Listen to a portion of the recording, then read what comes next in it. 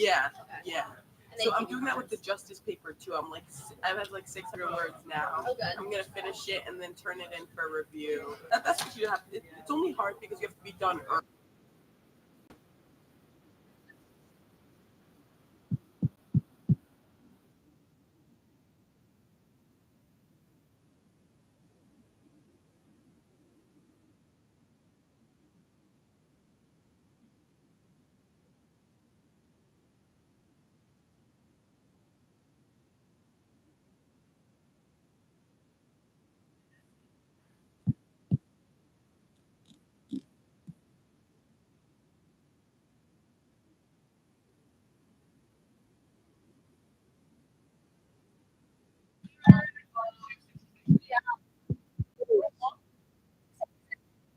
The finals longer. I think You're right.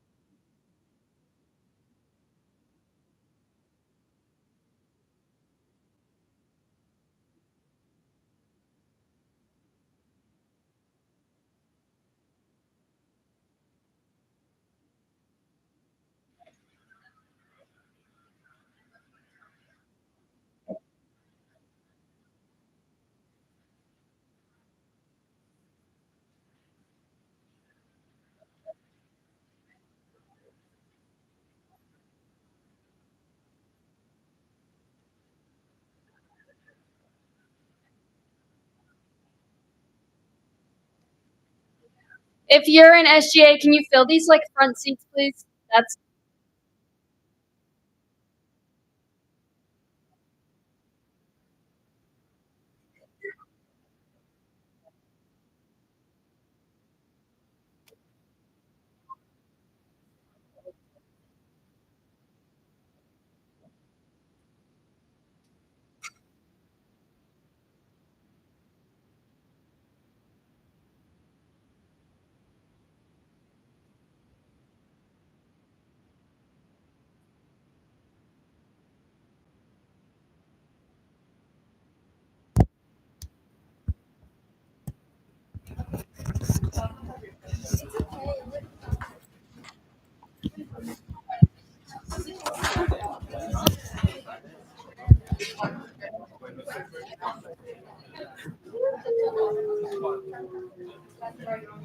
I was gonna nominate you, but I was like, I don't want to nominate my dog. And then you did that. I'm not doing it, but then I was like, you know what? I should do it. I feel like Morgan. Hurry up. Oh yeah. And then kind of said to me was like, no, actually, I'm gonna try to also like, off. Yeah. Wait, do we have like, do we both like no, yeah, because everything. Like, it makes sense. Exact same place. I recognize it. What about you? Yeah. That's actually good. Which they said you might start doing.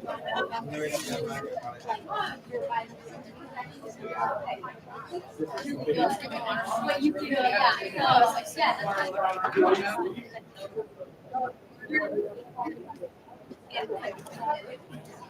I mean, I guess was yeah. Right now, but no, I definitely I just wish that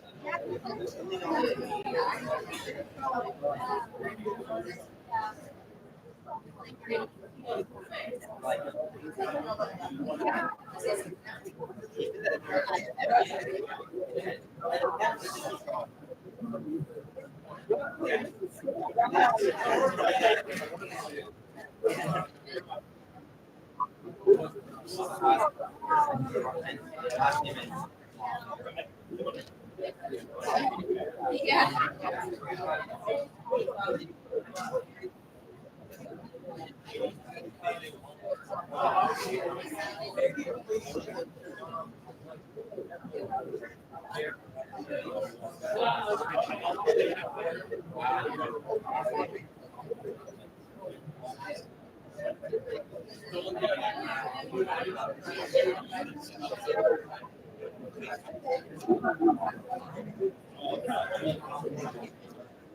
But you also only have 45 minutes.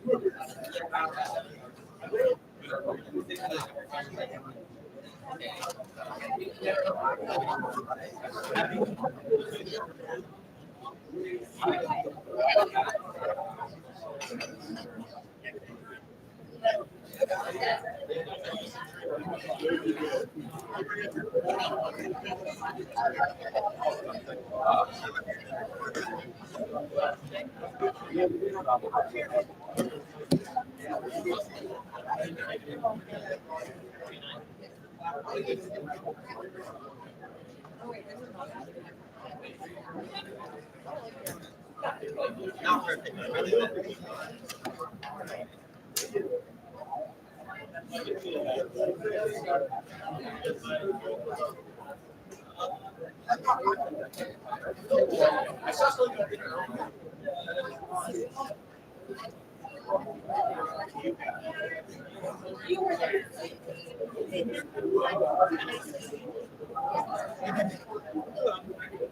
How's it going? Very good. No, it's so long.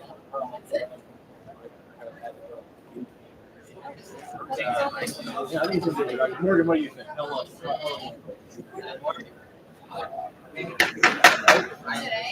Senate will be in order. For the purposes of announcements, does any individual seek recognition?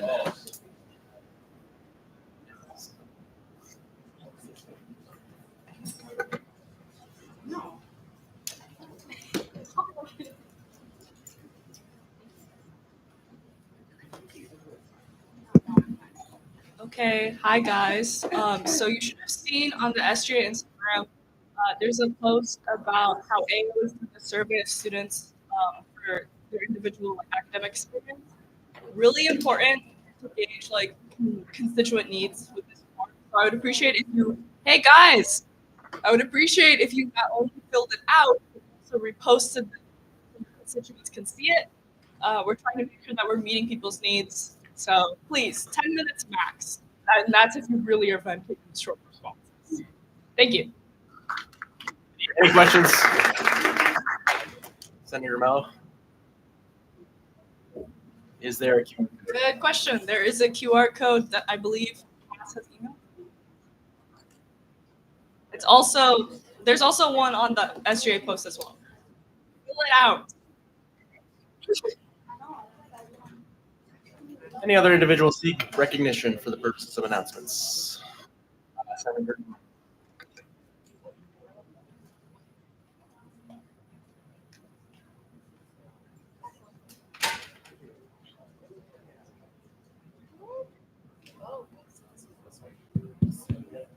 Okay, so chair applications are now extended until tomorrow at midnight.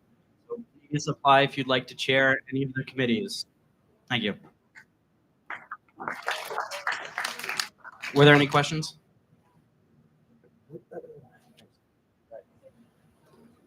Senator Nevins.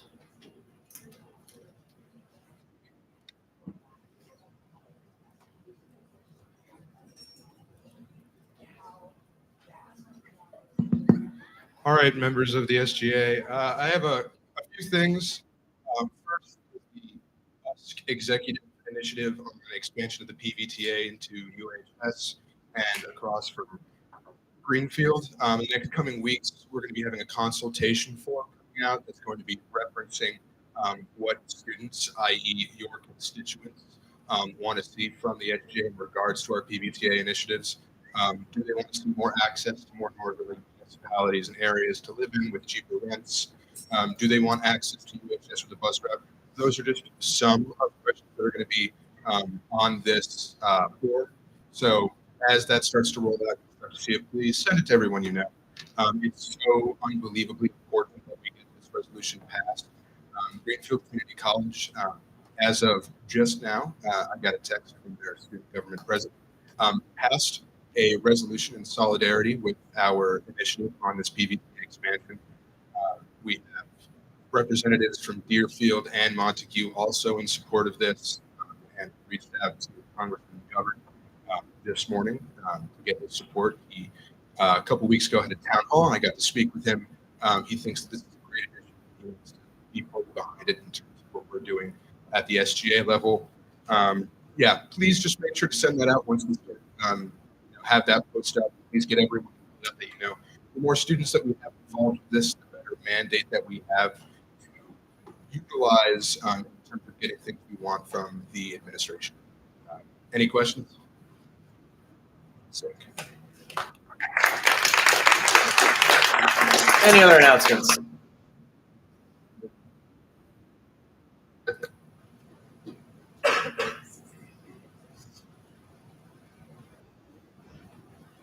Hi, everybody.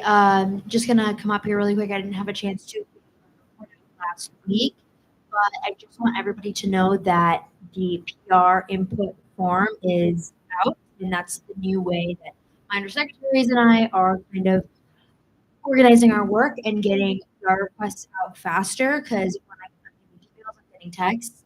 So it's a very organized way for us to just get our graphics done and get everything you guys need out in a timely fashion. So if you have sent me requests through email or text, please fill out that form as well so I can just see it, because there's information everywhere. So, and I know there's a lot of prayer requests happening these last couple weeks, which is great. We're going to work to get that done as soon as possible. My undersecretaries have been doing a great job, Cass and Sophia. But please fill out that form if you need anything done. And we're getting through it as soon as we can. So just bear with us these next 2-3 weeks with these requests. There's something else I need. And if you need a mass email request or if you need like a 911, like you need something posted on the story really quick, or you need to post up within the next day, which I understand it happens. Text my number. We have my number on the form. So text me, and then that's like the fastest way I'll get your request. So if you need to post it on the story, if you needed a graphic made really quick, if you need like a change, please text my number. It's so much faster. That's all. Any questions? Okay. Thank you. Any other announcements? Secretary DeRose. Hello, everyone. I hope everyone had a good Earth Day, but our official Earth Day extravaganza celebration is on Friday. I hope all of you heard about it. On Goodell Lawn, we're looking for volunteers to help set up and break down. So the setup is going to be 10 to noon, and then the breakdown is going to be from 4 to 5. So if anyone is able to do that, I'm going to send an email out to the SGA email list and just reply to me with your availability. You don't have to be available for the whole time, but any help is greatly appreciated. So thank you. Questions? Any questions? Okay. Senator Rue.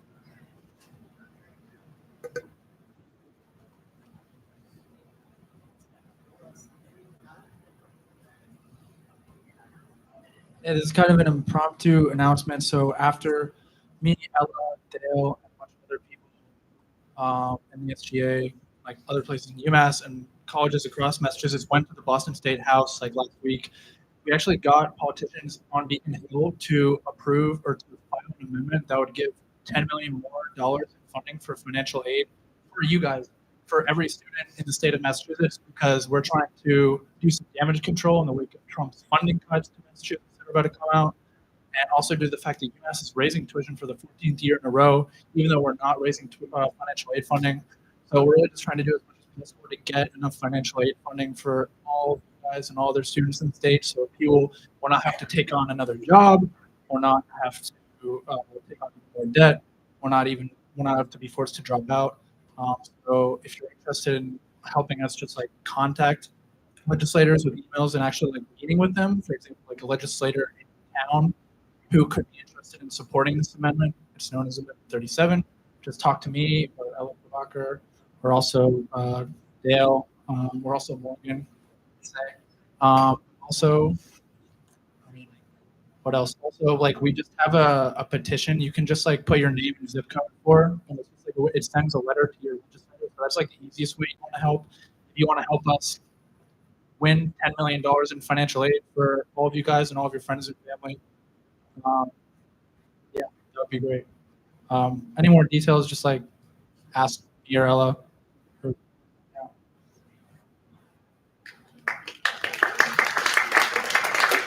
Any final announcements? Being no more announcements, the associate speaker will record the roll call. Associate Speaker RS.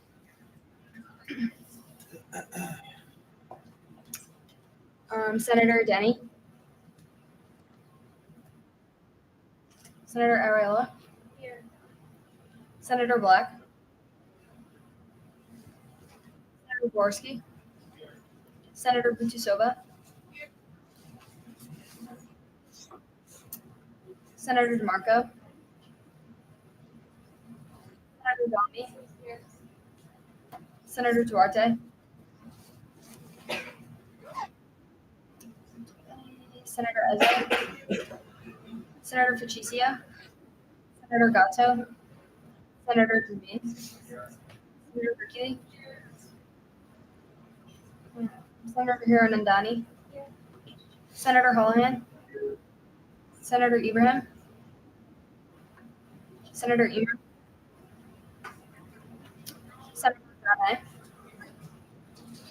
Senator Kim. Senator Kim. Senator Lay. Senator Lay. Senator Leathwell. Senator Molesky. Senator Malari. Senator Mello. Chair Mazzondo. Senator Mello. Senator Senator Nevins. Senator Nguyen. Chair. Senator Patek. Senator Farr. Senator Probakar.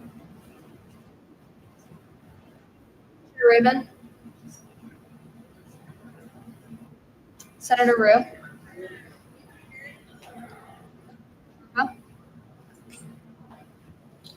Senator Shi. Chair Stamen.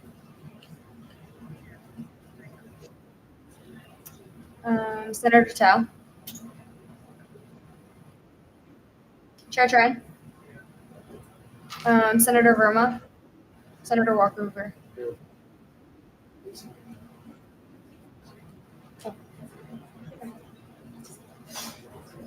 All right, with 31 voting members, a quorum is present.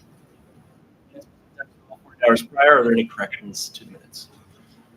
There being no corrections, the minutes stand approved without objection. All right, does there exist a need to call into session the committee of the whole? There being no need to call in session the committee of the whole, the Senate will consider the remainder of the agenda. No special order submitted to the office of the Speaker 48 hours prior. Which means the Senate will consider Resolution 11, a resolution supporting University of Massachusetts Amherst joining the Student Association, USAA, the USSA. This motion was reviewed by the Social Committee on 7, voted favorably. The chair will now read in of the motion. Resolution 11. Whereas the Student Government Association is committed to advocating for the rights, needs, and interests of students across the UMass Amherst campus, and whereas the United States Student Association, or the USSA, is the nation's oldest and largest student-led organization dedicated to empowering students, advocating for affordable and accessible education, equity, and justice. And whereas membership in the USSA will provide SGA with access to national networks, resources, and opportunities for collaboration with student organizations and intercollegiate governments from across the country, namely greater collaboration with student governments of the 5 college consortium and those of the greater Boston area through the Boston Intercollegiate Government, also known as BIG. And whereas USSA membership aligns with SGA's mission to elevate student voices, expand advocacy at state and national levels, and whereas participation in the USSA will allow SGA to contribute to and benefit from collective actions addressing issues such as affordability, accessibility, and equity in higher education. And whereas joining USSA will amplify SGA's ability to represent the University of Massachusetts Amherst students in federal advocacy efforts and national campaigns. Now, therefore, be it resolved that one, Student Government Association formally joined the United States Student Association as an member organization. 2, SGA commits to participating in USSA's programs, initiatives, and decision-making processes students are represented on a national scale.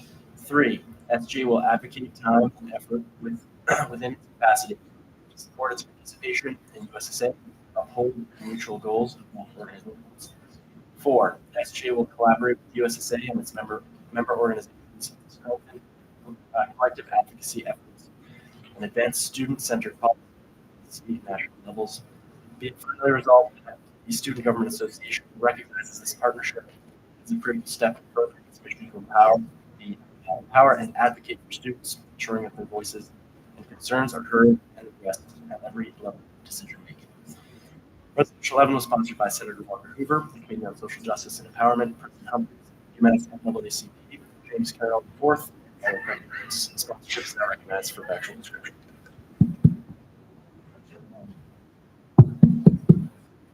Good evening, ladies and gentlemen.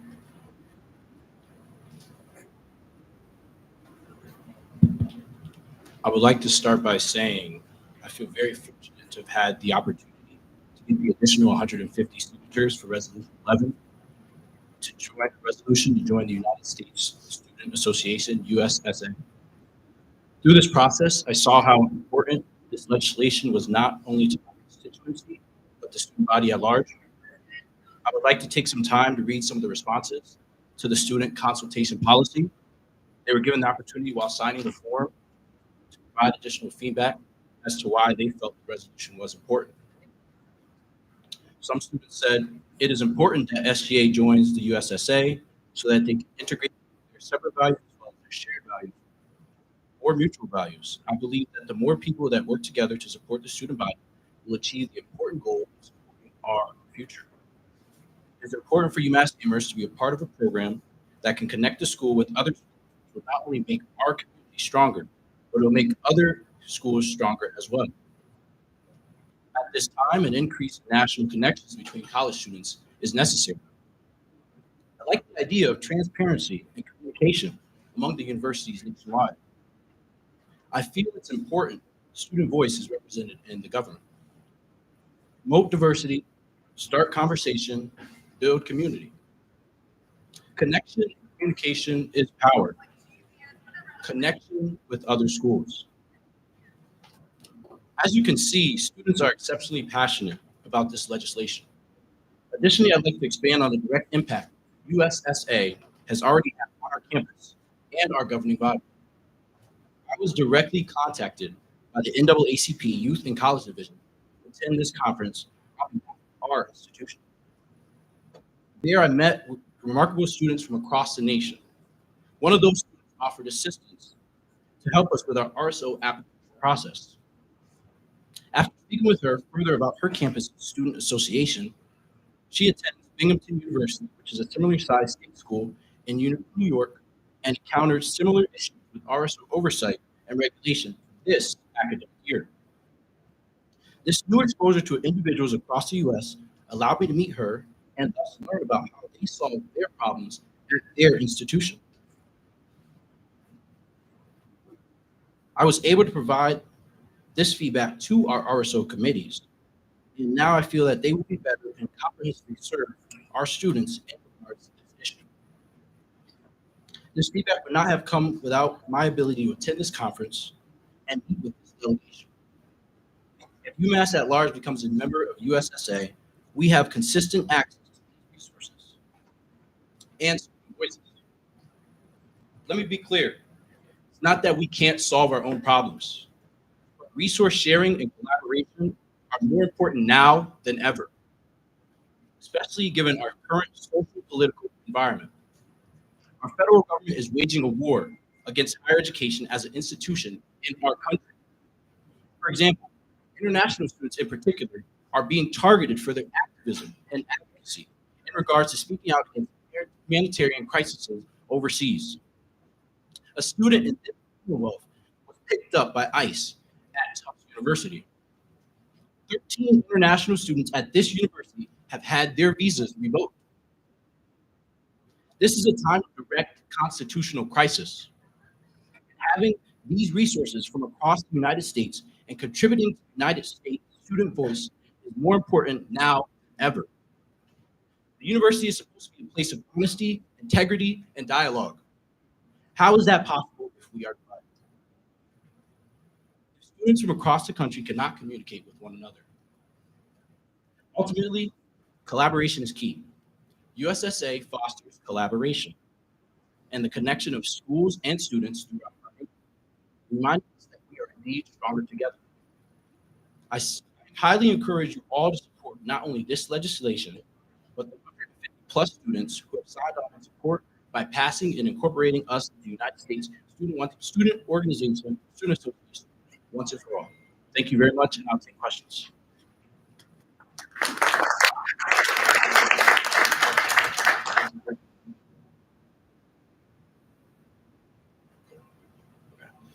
We'll do questions. So Senator Mel. Discuss consultation.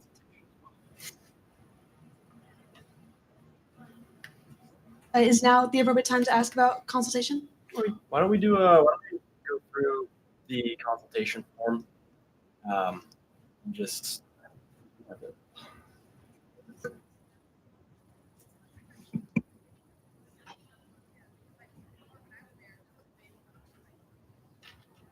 elaborate on that question.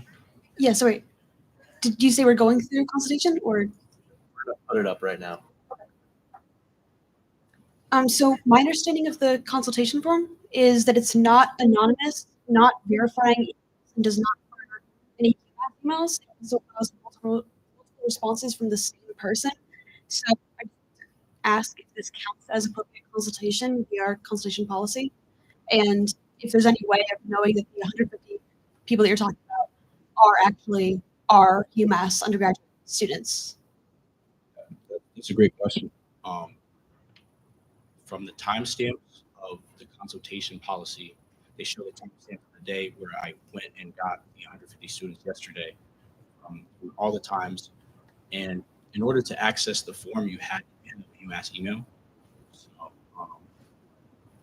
and I ran into students from UMass and students from other five colleges and throughout my consultation.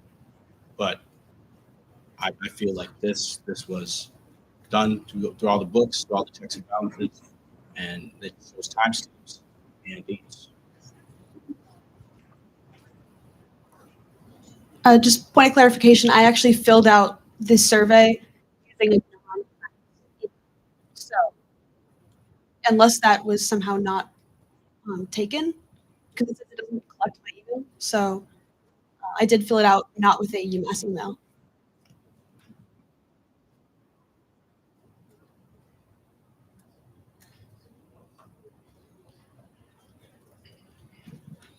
Hello. Oh, okay.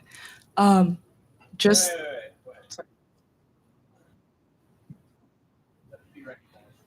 Oh, I'm sorry. I thought you did it. My bad.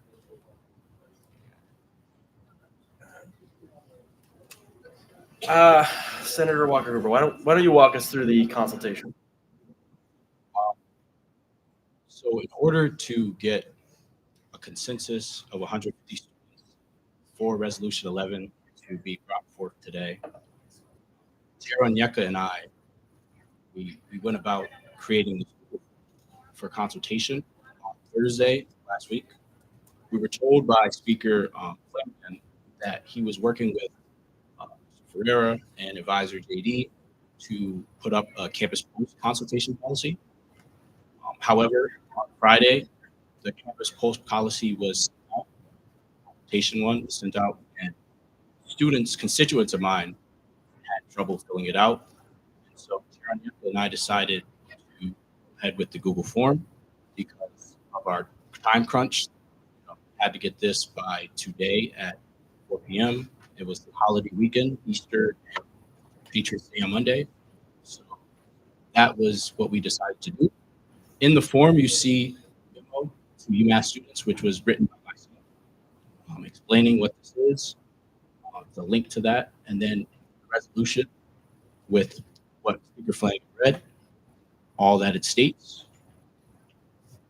Then you would have your name and yes or no if you support the consultation, and please add any additional comments to pass this resolution. And a key point of emphasis is anyone with this link could their comments on here, but if you did not have a UMass email, you would not have access to the document. So just to follow up, Senator Mel. I got access to the document from UMass SGA link, which does that require a UMass email for it, or if you go into the Very mod. Notification. Just to Microphone. anyone can access the link. Microphone.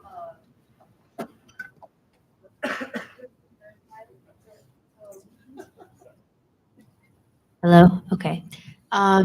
Just to clarify again, the link tree can be accessed by anyone, but in order to access the form, which I think what you're trying to explain here, you need to have a UMass email. There's an option when you create a form, it's only accessible to students. What? To speak, you need to be recognized. You have the floor. So what usually happens is you have an option for the form to make a form only accessible to people with UMass email addresses is what I'm assuming is happening here. I'm not sure. I'm not speaking for this consultation form specifically, but just because it's a Linktree, it is like everybody has access to the link, but people can't fill it out unless you have an actual UMass email. If that makes sense. Can you go to the settings and just double check for that point of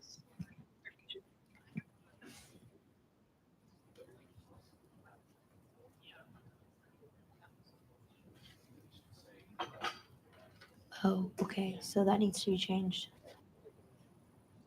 So the general access should be instead of anyone with the link, it should be you click on that right there. Oh, or you, I it think usually if- says it- UMass Amherst Please, students. one, It could one also- at a time. I think it can also appear in the responses section of the form. Not that, sorry, settings, responses tab. Please. Put the chit chat. So it's not collecting emails. If it was collecting emails, then we would limit it to UMass. Again, I filled it out by accessing its personal email, not a UMass one, and it did not collect my email when I responded, and then it also gave me an option to fill it out a second time. So that's just why I wanted to ask. Okay.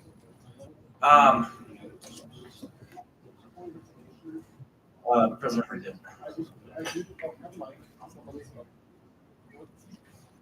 So I do just want to add in relation to the Campus Pulse stuff, we have discussed using Campus Pulse for surveys, which was, the case here. It seems like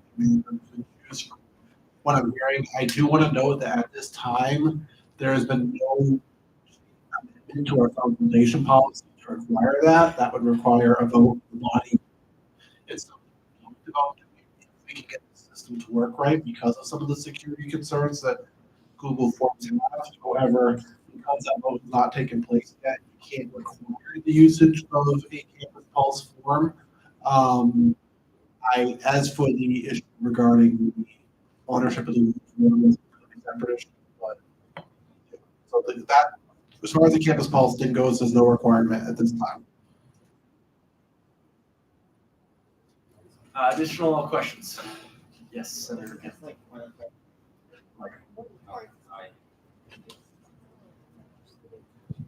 I think the reason that you can't select only people in UMass is the owner of the form, and just I don't think the owner of the form is someone with a UMass email.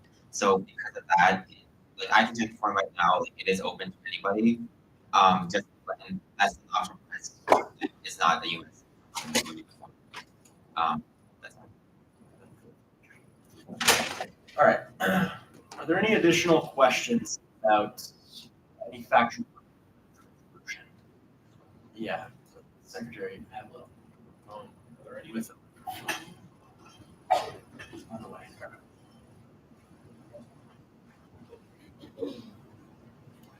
Hello. All right, great. Thank you so much for introducing this motion. This is absolutely what was necessary. We looked at this last year, so now that's kind of going into fruition. This is fantastic. My question is is there any fees associated with this, or is it free to join? Free, nonprofit, and it's the largest and oldest national organization in existence. Fantastic. Sounds like a great deal. Thank you.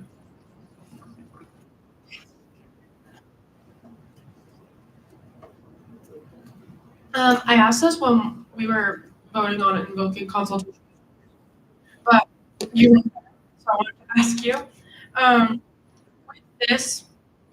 would this be an opportunity that's also, is it open to any UMass student that decides to join, or is it more of if you're an SGA officer, you can be part of this organization and learn resources, or is it kind of both?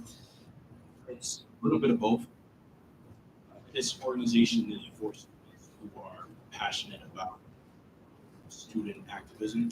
So while SGA members would definitely be preferred, or student that's non-SGA that is interested in this sort of activism that is national, that could very much have an opportunity. I'm not saying that it'd be like skipping over SGA, but it's a little bit.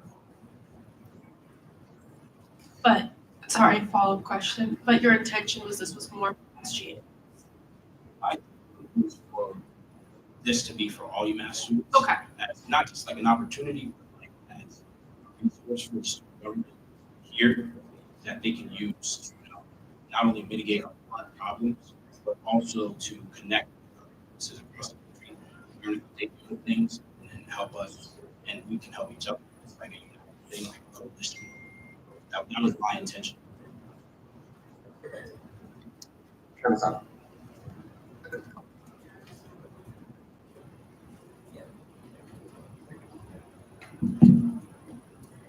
So this question is kind of piggybacking off of Chair statement. The supplemental materials, the PowerPoint, if you scroll down to page, I think 13, it says like be a member of USSA. And it states that any student association can be a member. This is very vague, but this could also mean that if you're not in the SGA as an SGA officer, that you can't be a part of USSA. So if this is passed, I don't want our organization to keep breaking any rules or abiding by anything. So, and also exclude our general community. So how would you kind of classify this any statewide student association? Would you classify this as only SGA officers? Because we are technically a student association, but general SGA members aren't, or would you classify this as like anybody? Question. The way that other states work is their colleges that are state colleges joint for all the schools. So each school has their individual government, but the state has all schools. For example, the state of New York, SUNY, they have an assembly with 64 plus New York schools, about 1.3 million students. So as a state assembly of student governments, they're represented in USSA. Unfortunately, in the Commonwealth of Massachusetts, we don't have a state system of student governments. We just have our own individual student governments at the University of Massachusetts, respectively. Yes. So that's where the language probably gets tricky.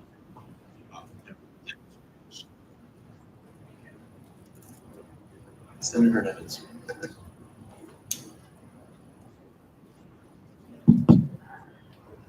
Could you speak a little bit to what other universities are thinking within our state and in a smaller lens in our local region? Fortunately, there are no schools in our region that are a part of USSA, so we would be the first. However, the Boston Intercollegiate Government is a government of all the Boston schools, Harvard, MIT, Boston College, University, the list goes on, UMass Boston, UMass Dartmouth. We are members of big Boston Intercollegiate Government, so all those schools are part of USSA.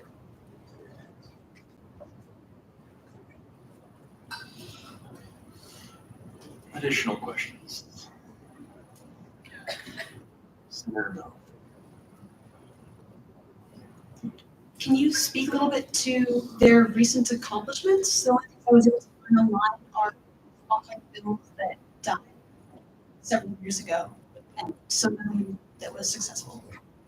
Yeah, they were around and they were a powerhouse 10 years ago. There was actually a UMass that was vice president of this organization. Very recently, ever since the protests over the past 2 years, they were bringing back, and they effectively recharted it last month in Washington, D.C. at the annual National Administrative Conference. So it's very much on the upspring. There's a summit that's going to be happening this summer to determine the future leadership. It's very much a great opportunity for this university, to get and make the most of it, I think. President Don't have my mic. So I do have a question, but also I am listed as a sponsor, so I just do want to respond. Essentially, I think just because a bill dies doesn't make it valid. There are a lot of good bills in Congress that go through every single get the vote because unfortunately we have representatives that don't really stand for the people they do. So just because a bill has died in the past means, for example, like healthcare reform and climate bills died in the past, that doesn't mean we should stop fighting for them. So just want to add that on there. But my question is, and you may have already shown, could you share the results of the consultation again, like the can you share like the yes/no breakdown of the consultation?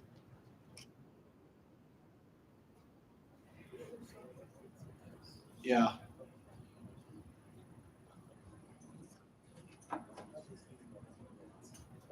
Thank you.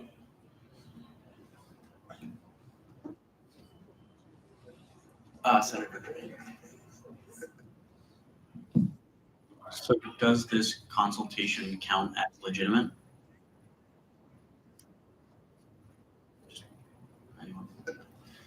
Yeah, I mean, legitimate consultation you can find in consultation policy, which just states that 150 undergraduate students must be asked if they support or not the proposal for the legislation. Ultimately, though, part of the process is that the consultation is presented to the Senate and examined by the sponsor. Kind of like the process for consultation, what was followed. And it's up to the Senate to decide if that is proper consultation.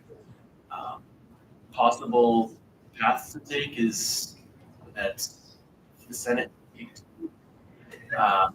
further consultation or maybe change the process of consultation, and they can take it a week to that formal consultation happen. Or if the Senate disagrees with the of they're saying that the resolution applies to the consultation policy, and by a 2/3 majority, they can overrule the resolution. Effectively, this resolution not needing a consultation. Does anyone else have questions about the consultation policy here? It's in the appendix of the Constitution and bylaws.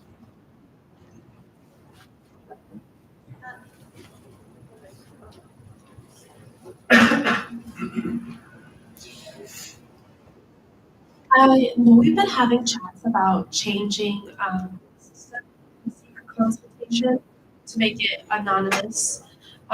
With that, also, whenever I'm hearing that there was issues with the current system that was set up for this specific consultation process, but when that change happens and when everything is working, would that also have to be in our consultation policy? I mean, so our current Google Form system is not really consultation policy. I mean, there are options consultation policy provides. Not more of like the and then. To my understanding, the consultation being a requirement in the consultation policy. Well, that is kind of something that we as an is practice is to keep it anonymous so that students feel like they can express anonymous, but confirming that they are undergraduate students. We've understood that to be better consultation, but we're still, of course, workshopping and workshopping the methods to do that. Okay.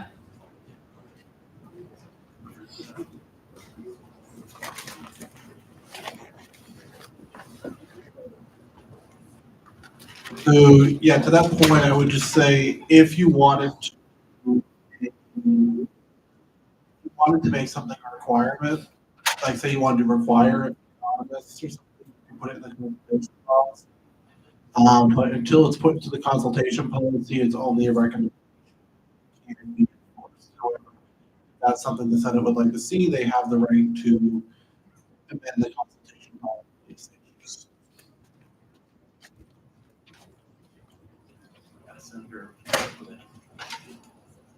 So much, Michael. I was just taking a look at the website. Could you elaborate on why there is a crypto casino like situation on the website? I'm not entirely sure. Are you on the right website? Yes, I am. Action Network. For Action Network. Well, And there's also Instagram, U.S. Students Association, Okay. and a link to the right website. okay, perfect. Thank you.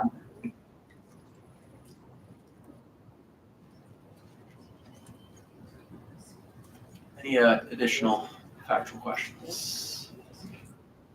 Chairman Zani.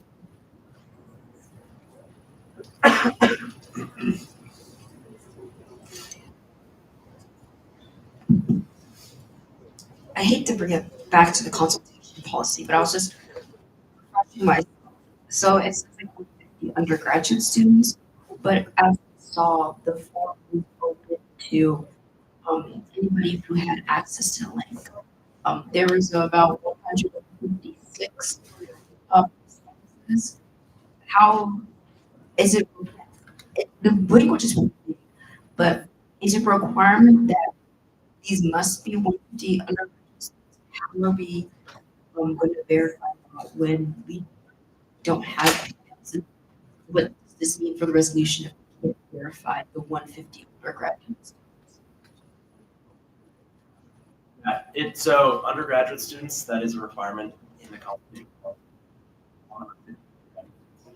The how we verify that and what wants is ultimately up to the Senate when they're considering the resolution, which we're doing now.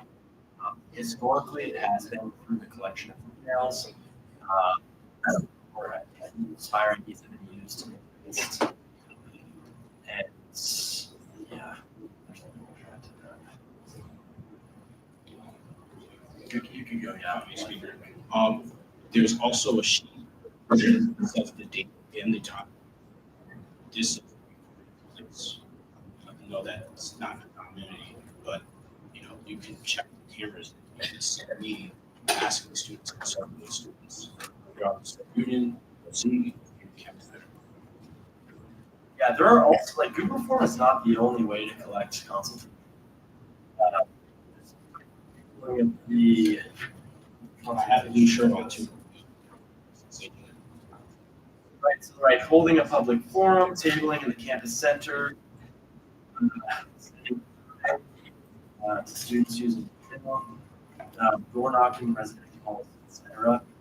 So those are other examples of consultation that aren't Google Forms. They have some difficulty gathering information on the students.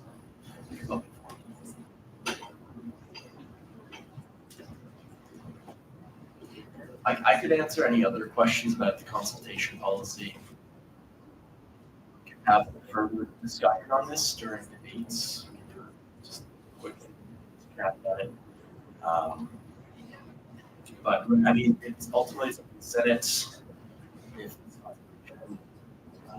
sufficient, and the option if it's not is so that consultation could continue. If I may. I think this is urgent. I mean, we could go another week. I could get 100 get back, but this is a very urgent matter, especially to our international students. Again, I have 13 visas. So we live in some very crisis times. It's very urgent. That's why.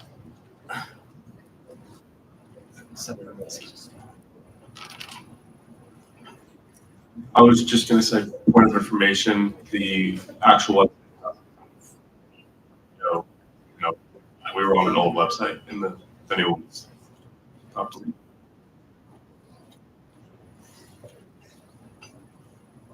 do a couple more questions and then we'll move on. Chair, and we'll go. So. No. Okay. So I just have two questions. The first one is that how Johnny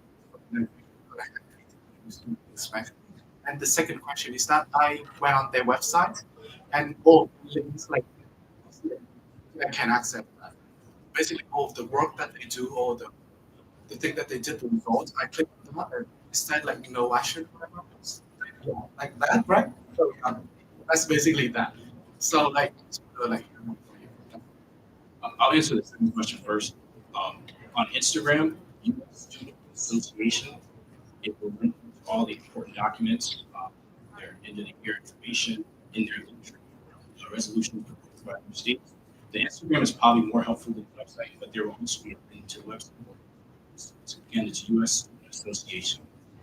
It's got a Capitol Hill monument with lettering. It's got like almost 2,000 followers. And then the first question, how does this help international students? Transparency everything. Right now, as a country, higher education is under attack. But this organization, I am in communication with students across the country, as far west as Washington State, as far south as I'm proof that this can help because I hear stuff that happens on campuses in real time.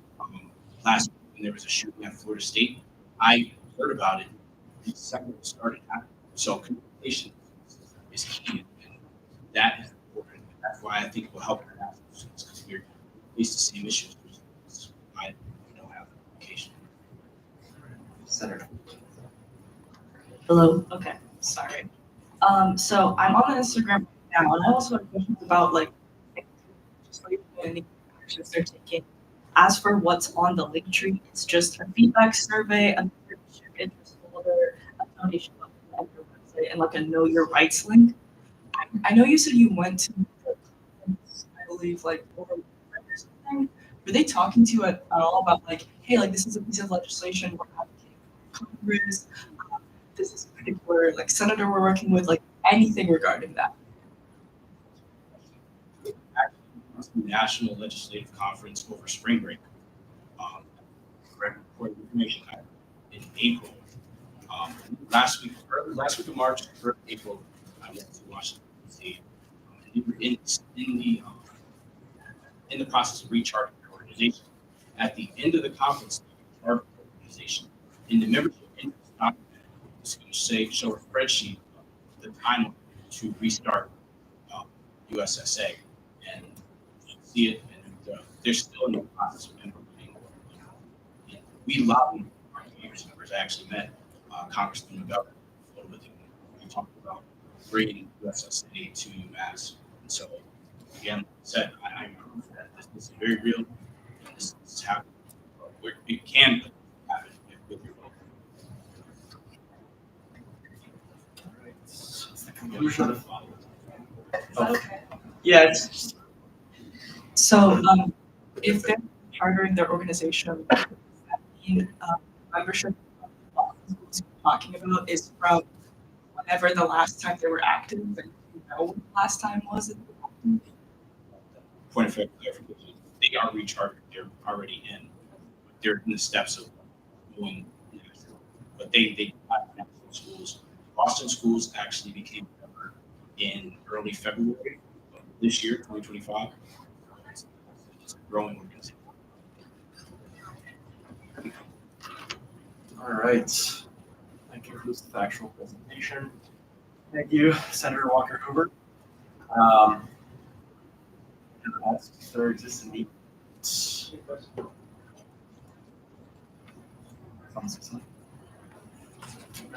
right. No indication of need for debate. The question on the passage of resolution supporting University of Massachusetts Amherst joining the United States. All those in favor of passing the resolution, please say aye. Aye. All those opposed say no. All those opposed say abstain. The ayes have it. The motion passes.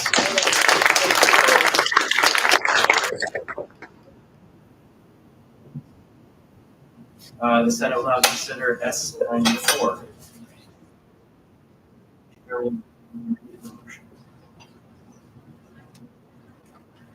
Whereas Title VI, Chapter 9, Section 5 of the General Bylaws of the Senate approve any liberal additions to the SGA payroll, and whereas under the provisions of Title 3, Chapter 4, Section 2.2, B and 3, the advisor has been hired to fill a vacant position, and whereas 2024 S1, an act of the SGA appropriated funds for payroll for all of these aforementioned positions, therefore, to be enacted by the University of American Senate effective immediately under the provisions of Title 6, Chapter 5 of the General Bylaws. It is the sense that the underlying considered that the following individuals be added to the SGA payroll. Mata, sponsored by Chair Morrow, Attorney General Cook, Deputy Attorney General Malo, and the unadministrative. Sponsorship is recognized for faculty description. The appointee is invited up.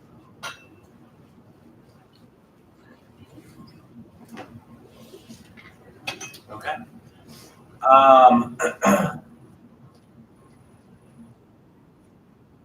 Well, I guess there can't be any questions.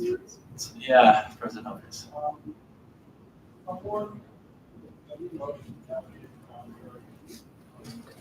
I can just add. Yeah, Cody, everyone, come on. So President Humphries, on behalf of Attorney General Cook, Senator. I'll just speak on behalf of the Attorney General, who couldn't be here right now. It's just to a newer conduct advisor who wasn't on the payroll yet, to make sure that they're work. Very standard procedural motion. Cody talking about. Yeah, so she's already in this role covering for who the role of Attorney General. So this is just paying her for the work that she's already doing with money that's already been allocated. And that was Kira took over as Attorney General. Any questions for either representative?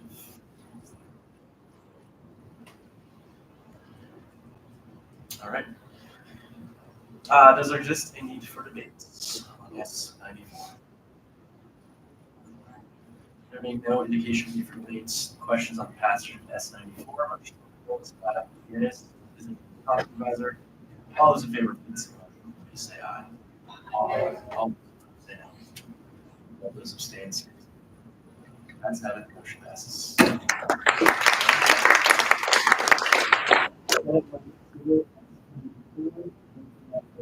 Chapter 31, Title 3. S95, a bill to amend Title 2, Chapter 31, 13, Title 7, Chapter 7 of the General Bylaws of the Student Government Association. This motion is reviewed by the Administrative Affairs Committee. Seen with amendments, the chair will not read the entirety.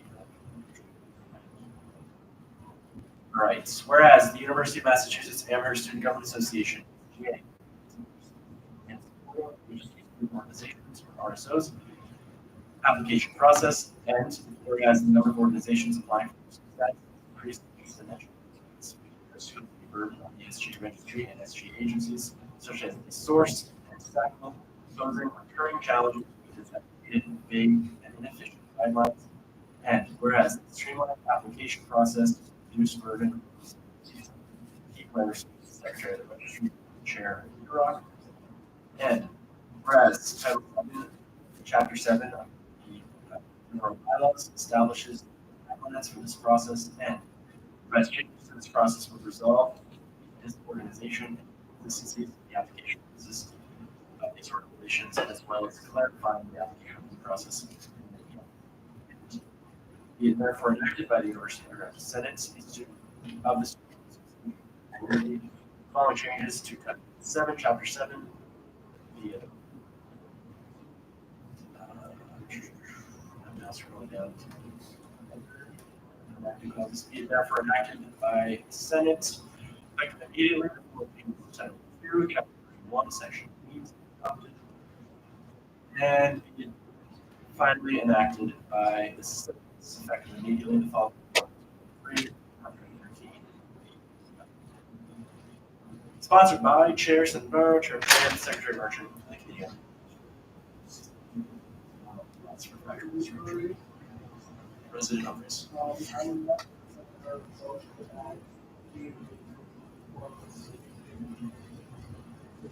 That doesn't require amendment. We can just we can add that. Okay, so the sponsorship is recognized. Secretary.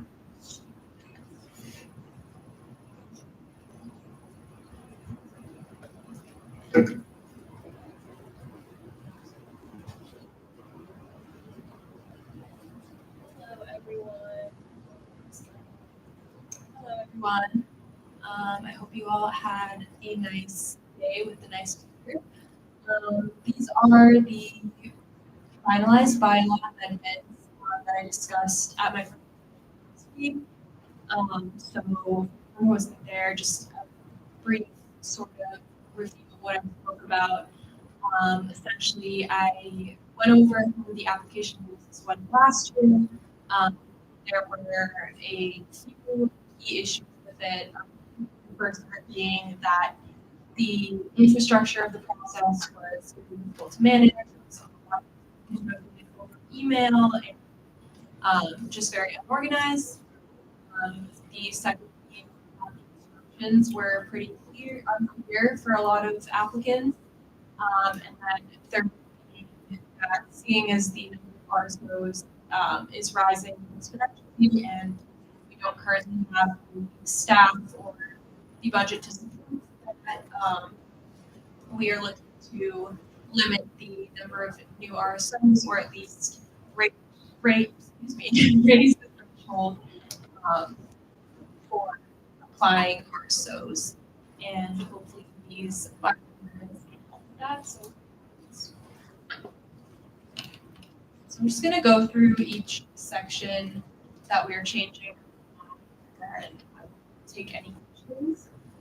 So the first section is section 3, which is where you see the change in the required number of members, which I think was a big point of question for a lot of people last time. So we are planning to raise the number of required members to 20 from 10.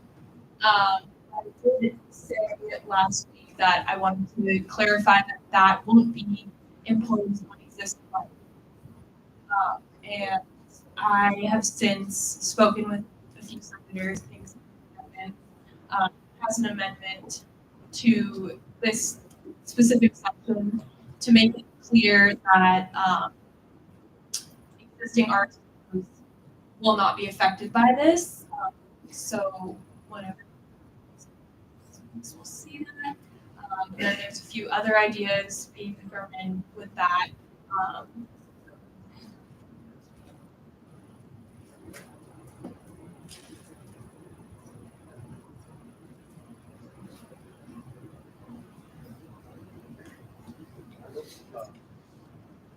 Amendments after the fact. Okay. So here we see some of the changes I made to the requirements. Most of it is really just clarifying things, changing a little bit of the language. So we just changed officers to executive board members. We added that they're required to provide their email. We added that they're required to provide their Spire ID. We added that they're required to provide contact. And then actually, a little bit down. And then I spoke about this last week, but another thing for section placement, the Constitution that is submitted to us to follow the same format and order.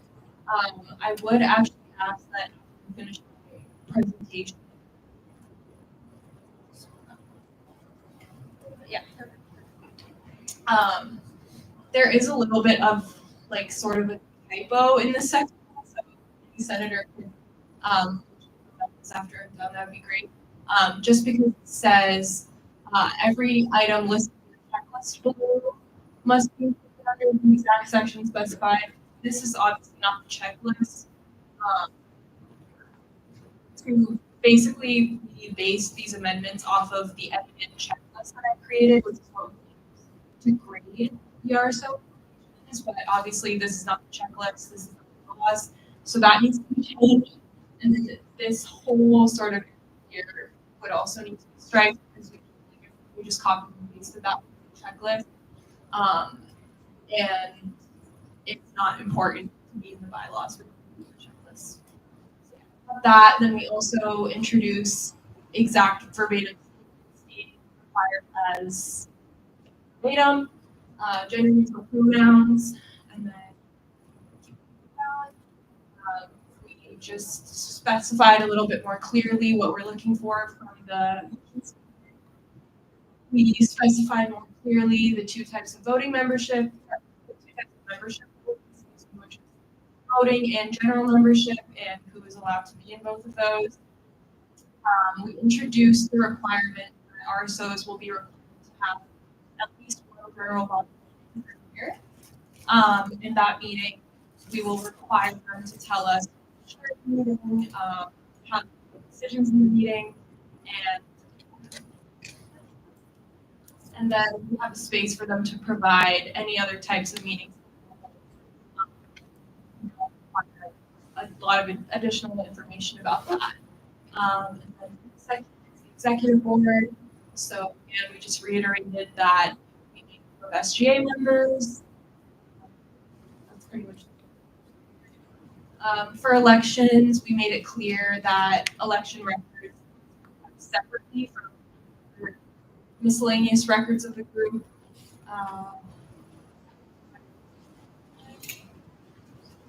With vacancies and removals, I don't think we changed anything here aside from the wording of officer change to executive board officer. Rights and inclusivity is pretty much the same. Amendments and reports are pretty much the same. And then the strategic plan, we just kind of wrote it. I don't think there's anything much different from what it was before, aside from just the wording is rewritten to be a little more clear. And then down, we have section 5, which goes over the whole process of how the application will work. So you can see that we got rid of the interest form step and just had it be that they will complete a preliminary application that we submitted to calls. From there, the UROC committee will review the application and provide feedback within 6 weeks of submission. And then from there, the secretary of the registry will provide them with the final link. And then their decision within 2 weeks after submitting, after the deadline. And then down here are changes we made to the bylaws for the UROC committee to supplement. So essentially, we just added that the UROC committee will be responsible for reviewing the preliminary applications, and that they will seek guidance from the UROC chair doing that.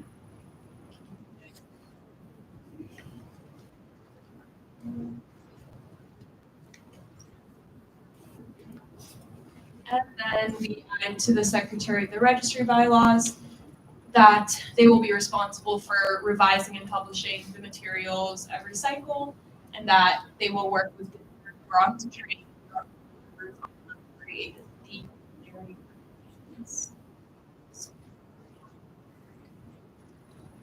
questions before we maybe hear some amendments. Senator Waterford.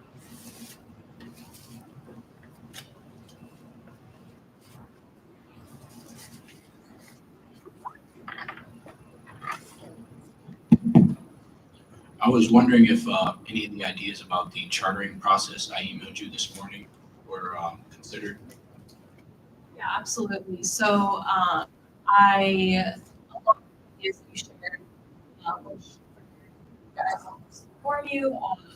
Senator Hoover spoke to me about including an attendance requirement, mirroring some of the sort of policies I believe Binghamton University implements, as well as they also have a system where they do like tiers for RSOs, and they ensure that there are no similar RSOs being created. And I really, really liked a lot of the ideas that you brought.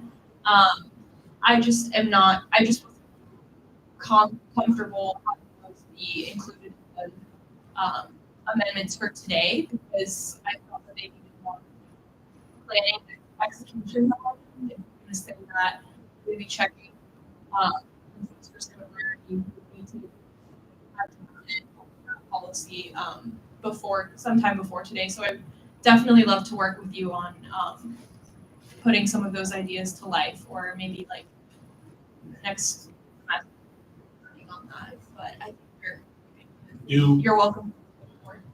I do want to add to that. I think that I saw the proposal as well. I think there's a lot of great ideas in there. I just think that the idea of putting in attendance policy hasn't been ironed out enough for to be implemented tonight. Like, because everything's like boards, consultants, how I feel about that. I do feel, however, that this is something that can be implemented in the future. I think that the passage of this doesn't prevent the Senate from doing that in the future. That is something I get behind. I think we have to rebuild the part, and perhaps we could have another vote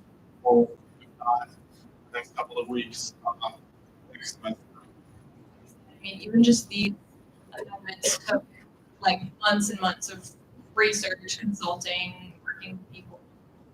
So that would also happen. I would add to that too. I read that or like proposal you sent, and the first thing about it is that, like, I think because you're also doing a review of the content as well, and I think that's more related to what you are coming across. So I think that for the next Europe share, probably they will do like some kind of reform of campus. So if you have that, I think like for the next Europe share, I think you should reach out to them. And that's the reason. Had a follow up to the chartering process, maybe include the interview process where clubs can show that they have membership. That's the attendance one I saw last. So you said having clubs with an existing membership. I think I consulted the one with like the social media presence and things like that. Yeah, I don't know if you saw my response to that or not. I might have missed if you said it enough.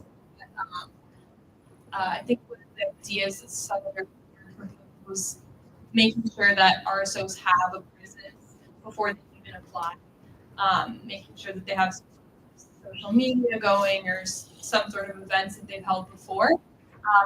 My question to Senator Hoover after that, and I guess anyone else who's interested, is it fair for us, like how we grade whether or not an RSO has quote unquote a presence or not a presence? Is it fair for us to say that like you have to have a presence? Like you have to think about like maybe if it's a religious group or cultural group, would they be able to have a presence without having the resources that SGA provides? Again, I'm not opposed to the idea at all. I just think it needs more brainstorming.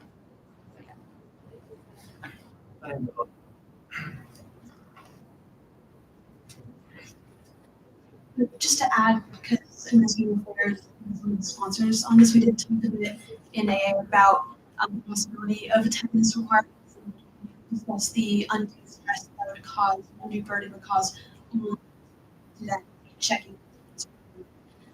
The need to, before that step, to some solid system for how it would be handled and addressed. Any additional questions? Chairman.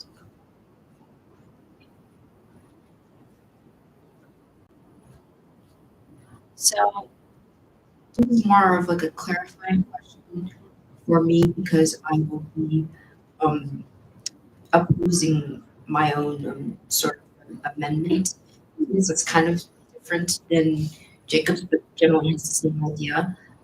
So for the bylaws, is it mainly like why we're changing the process due to the extreme amount of new RSOs that are applying to the process and just trying to find to not overwork and control how many RSOs should be made?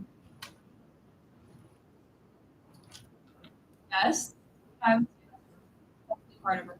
So you said, if you could elaborate on your So, as they sort of mentioned, there were like three things we were going for. First, to balance out the workload for the chair of the registry and the chair of UROC, improve communications between everyone during the application process, improve the infrastructure, and just sort of timeline of everything. Moved it from starting in summer to now starting in fall, things like that. So that's the first one. And then the second one was making the instructions and the language a lot clearer for applicants. And then the third was raising that threshold for RSOs to support the raising the lack of staff. Further questions? Further questions?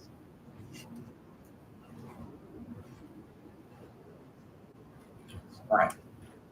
So what we're going to do for amendments on debates, we're going to do a sitting debate, and we can have a short adjournment. So sitting debate is open. Let's see some amendments. Senator Nevins. Motion to amend. Right.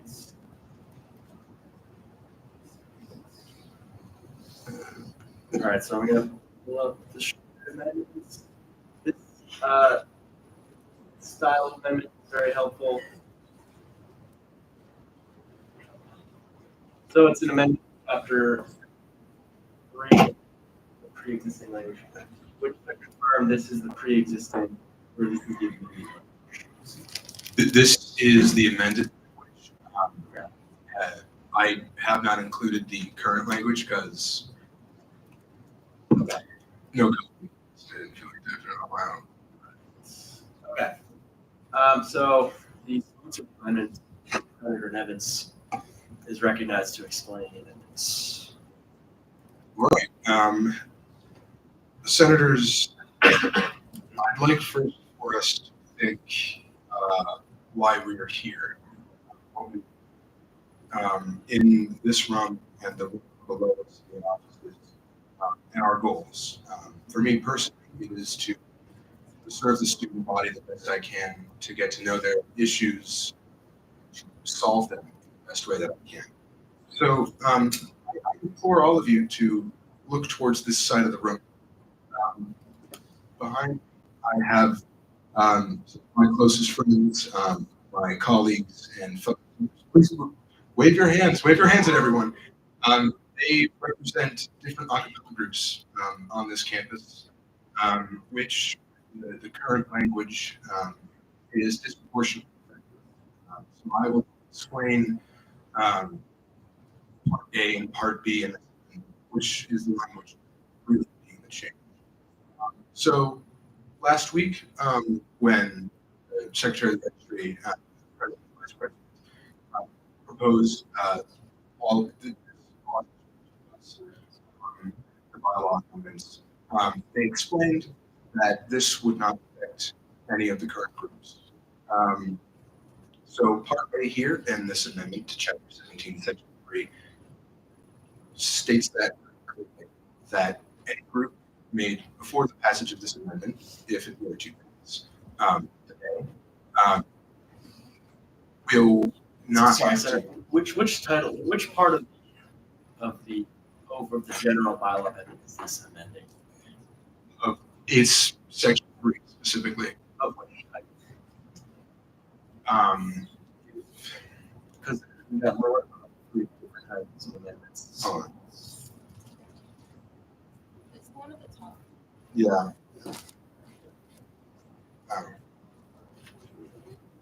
Yeah.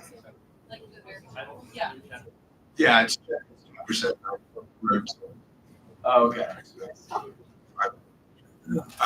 Yeah, essentially, this Part A of the amendment essentially is stating that any group registered and recognized by the Student Government Association before this day does not have to adhere to this increase. It's something called ex post facto. It's common law practice. It's something that the endorsees of these changes have kind of marketed concrete. Part B is making a special exemption for groups with selective processes. I will explain from the context of myself and my friends behind me. I am a part of an acapella group, the ever famous, ever infamous doo-wop shop. And having 20 members in an acapella group no longer makes it an acapella. It changes the sound because it changes the number of people, the volume, how quiet you can be. It raises that threshold to a point where it makes our art style and our lifestyles within these groups impossible. SGA is very important to every single one of these groups. Guarantee every single individual can attest to that. And it's very, as members, officers within the SGA, the support groups like the one behind me.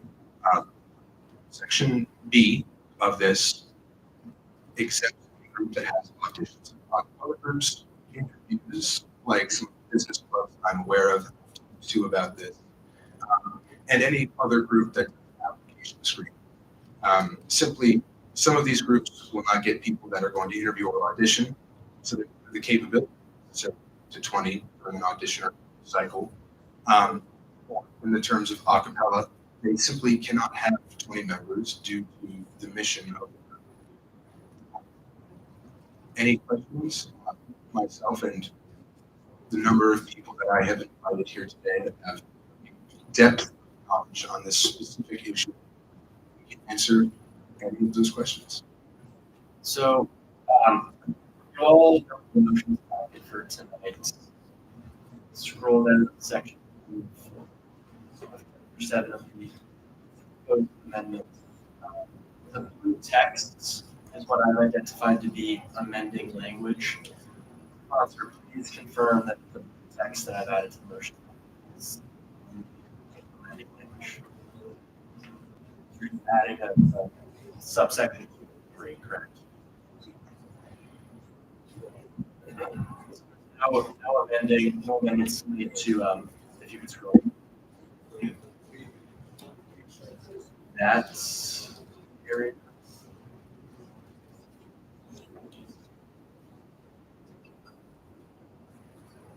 And then no amendments to subsection 1. Unless subsection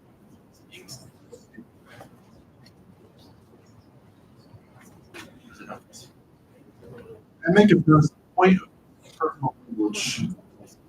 I would just like to ask our friends who are joining us today, particularly one of them. We have a decorum here in the Senate. Gestures, rude faces, rude remarks, and pointing and waving, and that's not going to be tolerated. So if you're going to act like that, I'd ask you to go home, because we don't do that here. None of our senators do that, and most of the people around you aren't doing that either. So you should be ashamed of yourself. Thank you. Yeah, didn't witness that, but I would like to consistently breaking that decorum. The chamber.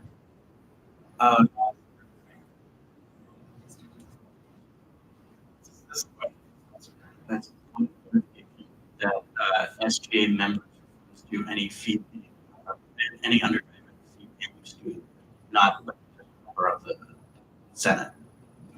That's correct. All right.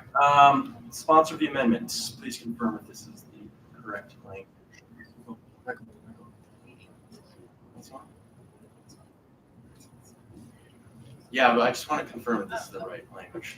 Yeah, that's the correct language. I just want to clarify on 2 and 3 will supersede anything in section 1 of section 3. Is that correct? Or would we have to amend the language within section 3 to adhere to sections 2 and 3 within section 3?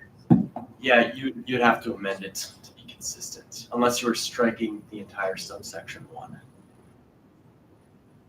Then I think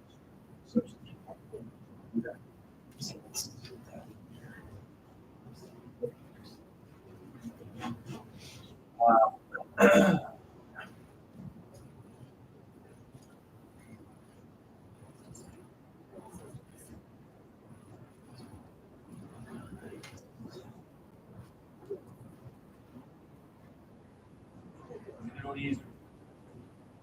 Let's know that was language originally proposed to be amending our current language in the bylaws, if that makes sense.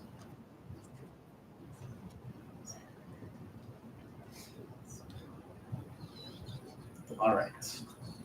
So now that we have the language of the amendments, are there any questions for the sponsor?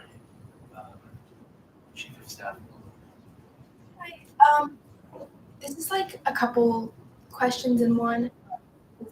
Some of them are for everyone who's here and Jacob, and then some are just more general questions that I think Rania might know. But we're focusing on the proposed amendment right now. So questions about this amendment.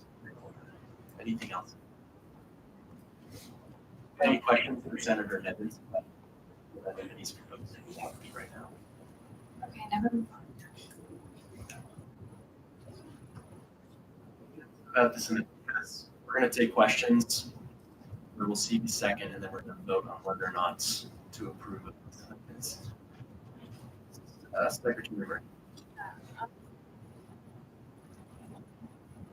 I guess, well, I have a few things, but I did just want to ask why we're striking section 1. To the best of my knowledge, section 1 is essentially just defining what membership is and then explaining that membership doesn't necessarily mean that every person in that 20 members has to be doing a specific thing in the club. There can be different types of memberships. So I guess my first question would just be, why are we striking section 1? I would like to answer that. First of all, there's a question for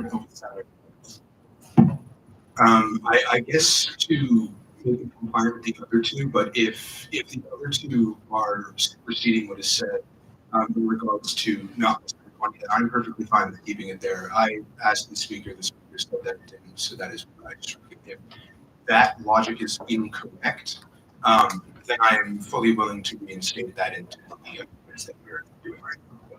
My thought would be that the amendments that we're making would be sort of like point under this definition.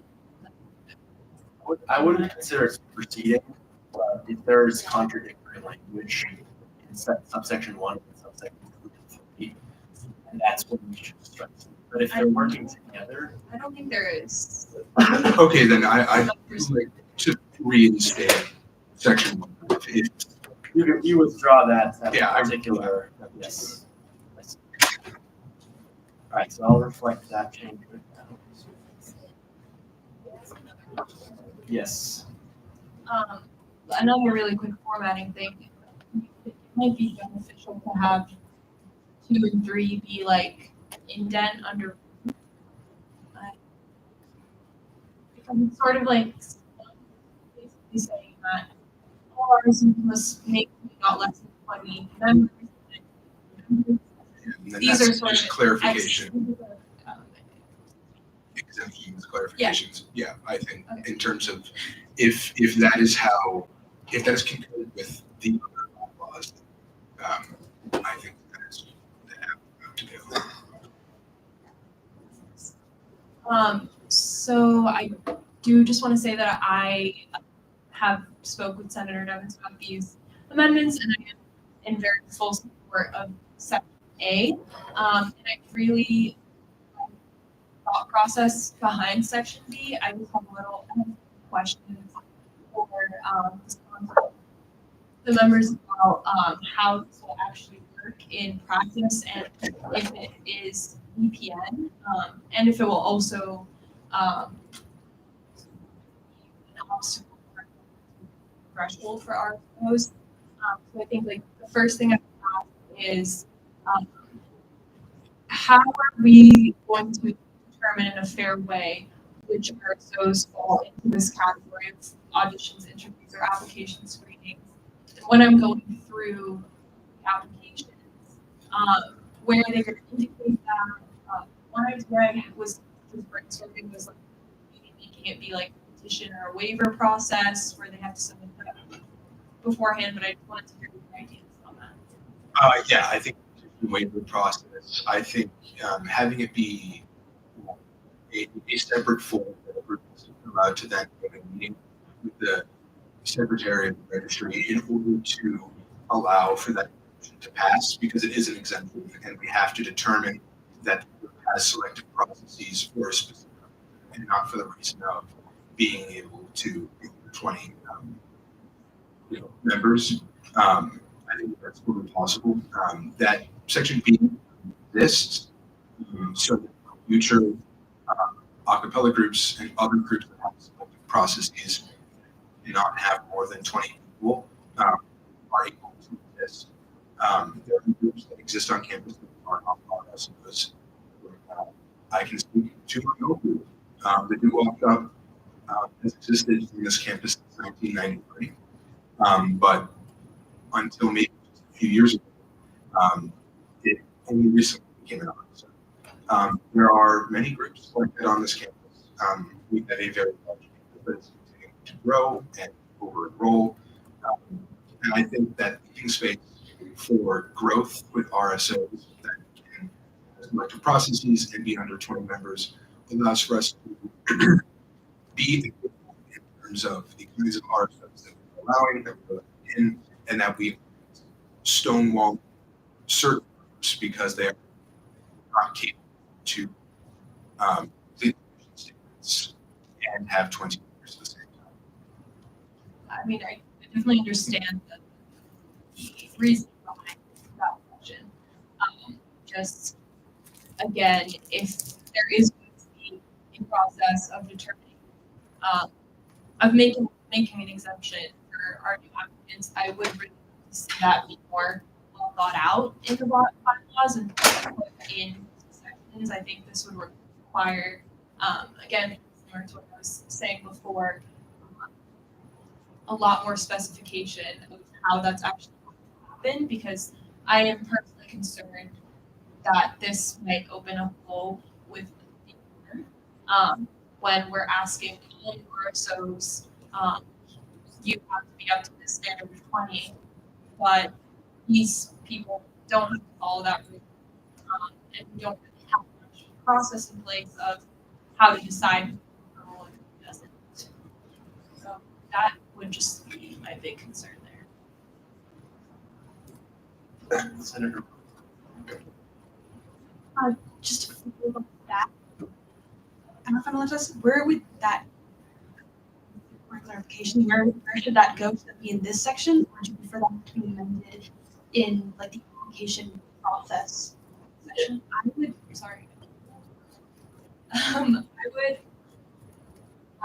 be that it should be here if it's going to be an exemption to how membership works, and then it should also be later explained how the people who are going through the applications are going to determine them.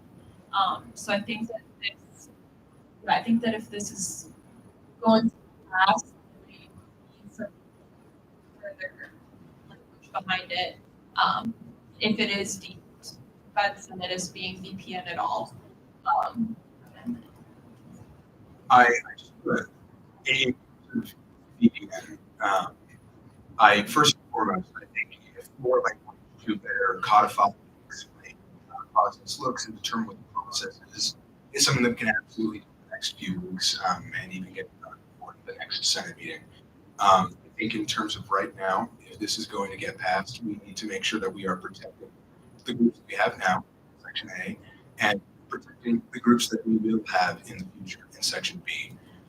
Increasing the number of amount of members from 10 to 20 fundamentally changes the landscape of RSOs.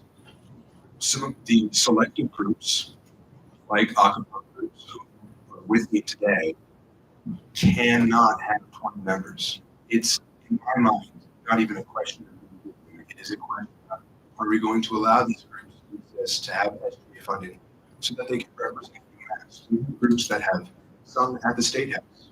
We have groups that have partnerships with nonprofits that work with the community. The Amherst Survival Center. I mean, the list goes on. Craig's Doors. We are a paramount section in the community at UMass Amherst that allows for it to exist on this campus. And it's when art is being questioned. And I think that this allows inclusive language that allows for groups to grow, groups that currently exist that aren't RSOs to become RSOs, and future groups to become RSOs as well. Campus is only going to get larger, and if we're preventing more groups from being made, then we're preventing students in the future who may want to pursue arts, but they can't major in it.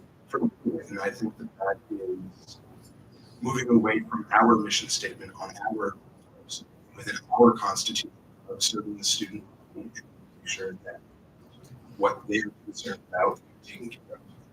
Many students who I talked to who are with me today, all of them are very concerned. They're concerned that those will not be made, that their clubs will be questioned, that they lose their status and have to apply if God forbid something is to happen, that they won't be followed. I think in terms of acapella, had it not become an RSO, I think last year, and this policy were to pass without question, it would be allowed to be an RSO. And this language allows for that to happen. I think that's what the focus needs to be. If we are going to try and pass this 90, we need to make sure that we are protecting their desires, protecting their rights to assemble, their rights to free speech and singing, and being able to pursue their happiness. And I think that this is much for that. We've come arrived in terms of how we do this. We can always amend again. I think in terms of passing it today, we need to include inclusive language that allows for growth. So we just really quickly want to reiterate to the Senate and to our guests that with the Part A of this clause, there will be no risk of current acapella groups, or for that matter, any RSO that is under 20 from losing their RSO status. So I don't want anyone to be worrying about that. And I do understand concerns, Jacob. I just at the same time am wondering if this will allow SGA to actually raise the threshold for RSOs, which is something that really just do have to do at a certain point.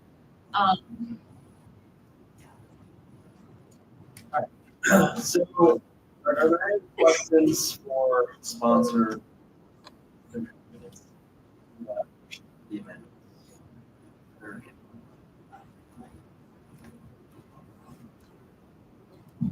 Since there's Jacob, thanks for bringing everyone here.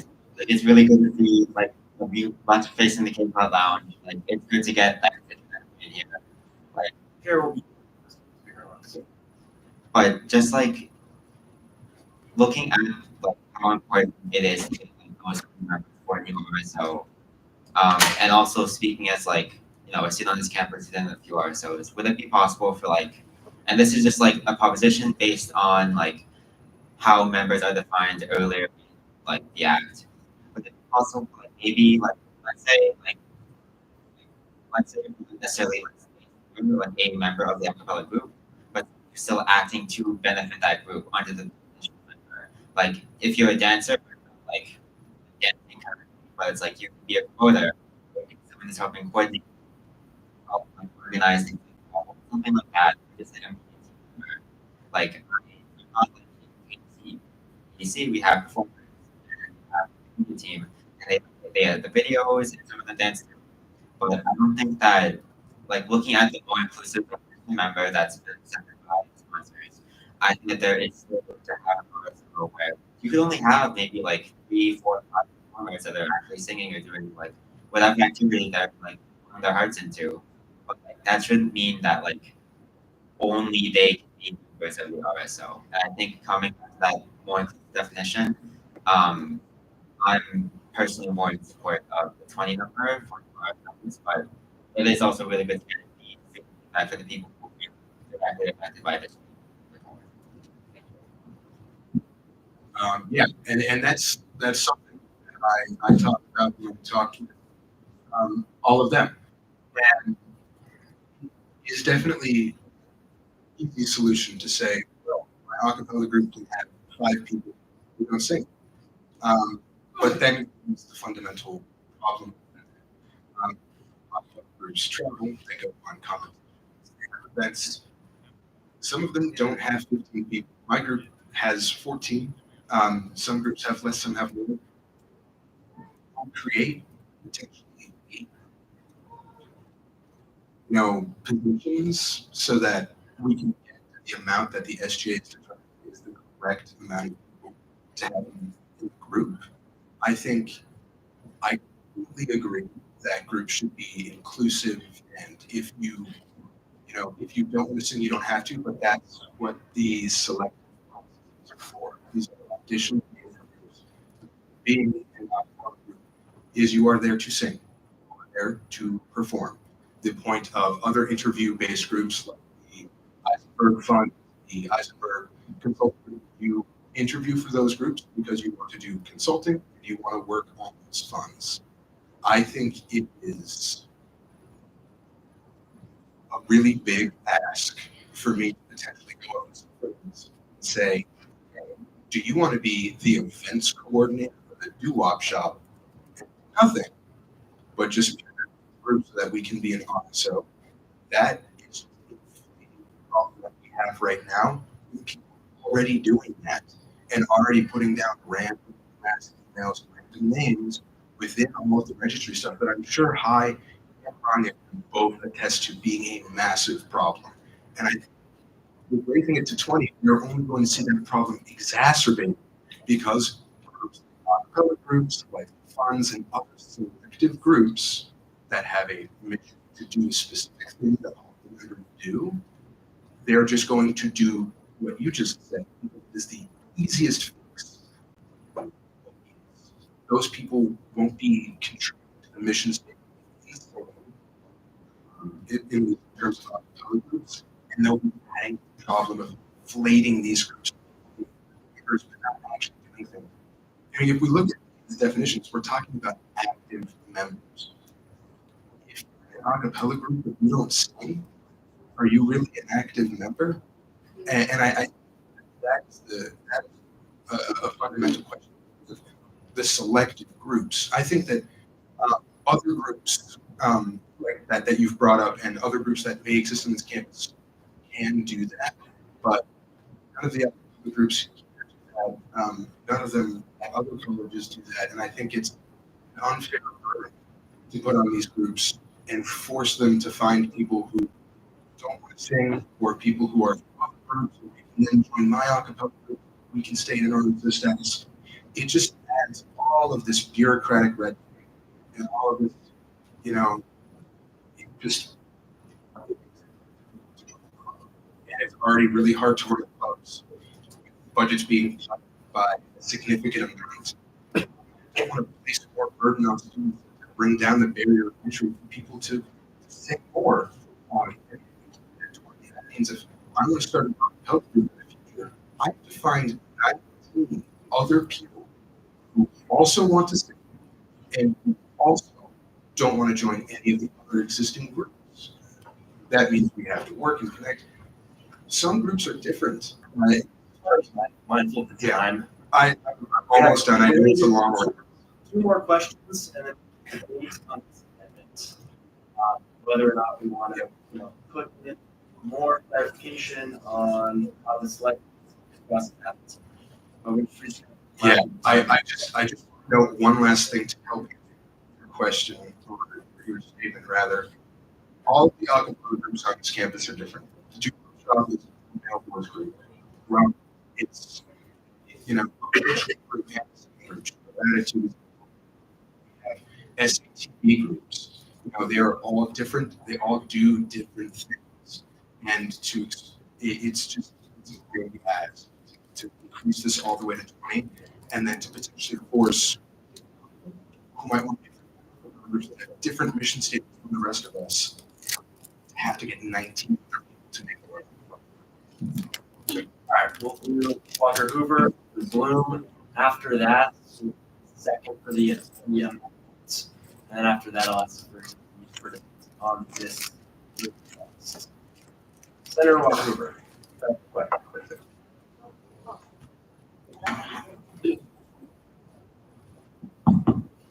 So I do have a question for Senator Nevins, but first I'm say I see both sides of the issue. It is very important to include VPN, makes sure you're honest. But also, acapella groups don't have or need 20 members, so it doesn't make it's irrelevant. So I think the system, this whole section 3, I think is the problem because we don't have a comprehensive plan for our civil applications. We don't have a way to make sure that they can meet the needs of everyone, which is 300 plus RSOs and budget problems, et cetera. So my question is to Senator, do you think even with these proposed changes that this is fair enough to pass tonight, or do the sponsors of this bill need to go back to the drawing board, or myself, you, and other senators who are willing to work and put forth a better motion that would be fair for all RSO groups in this organization? That's my question. I think more collaboration. These kinds of special orders and changes is always better. I was very concerned when I first read this last week. I reached out immediately both to Chair of UROC and to the Secretary of the Registry to work on this stuff. I have had many concerns with this. I think that yes, it can be so much better and it can go so much farther, but if it is the prerogative of the sponsors here today to pass this, and if this amendment is included, I will help them. If it's not, I will be voting no, because I do not think, especially without these amendments, that it is inclusive and supports enough. I think it was built exactly for the purpose of reducing the amount of funds that sign up every year, which is wonderful for the state at the beginning, and I can completely understand why that is their goals, why that is their prerogatives, so that they can slow down the amount of RSOs we work to fix the SATF problems we have. But if the goal is to get these RSOs here, is that inclusive? Final question and point of information by Sister Morales. Actual question. I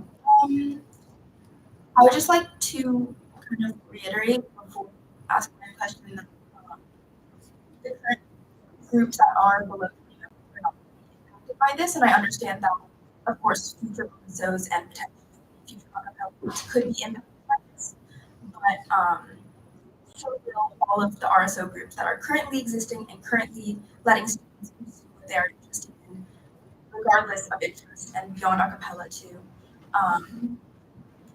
The amount of RSOs we have is just not sustainable, and such an increase of it, which has exponentially increased, it's not sustainable. And if we RSOs be created at the rate that they are increasing and created, we are going to support any of the RSOs. Across the board cuts are getting larger, and it will be harder to, fix the CTF plan in general, with a large amount of RSOs. And, yes, I was just wondering what, if Roger High, if you know what portion of the RSOs are currently below 10 members, or sorry, below 20 members, and how that will impact those. Yeah. So finally, on the talk. First of all, to answer the question, there are no, like, everybody here already know, like, we have no idea how to track how many members are active in clubs. So we actually have no idea, like, which members is there in our as well. Come back to so, running up on this one. I completely understand this. So I would love to propose a solution. Just go on that B, but that's actually we can change the wording of that a little bit. So there are some membership rules that do a little After a second. So I'm just going to change the audition interview application screen to like first have special that can present that case to Chair Europe with permission to maintain the tactical information. Because I think that would be fair for club, special club that that you are so because like that's gonna be big as well. That's not gonna be fair for you club that's up to us. And like basically I think it's something that we can look into. Respond. I think that would be a great section. I think that groups with select entities need to be singled out because they shouldn't have to appeal or ask for special services. Specifically, in terms of their mission statements, if I am building a club that has auditions, I might not have enough people auditioning to get to me.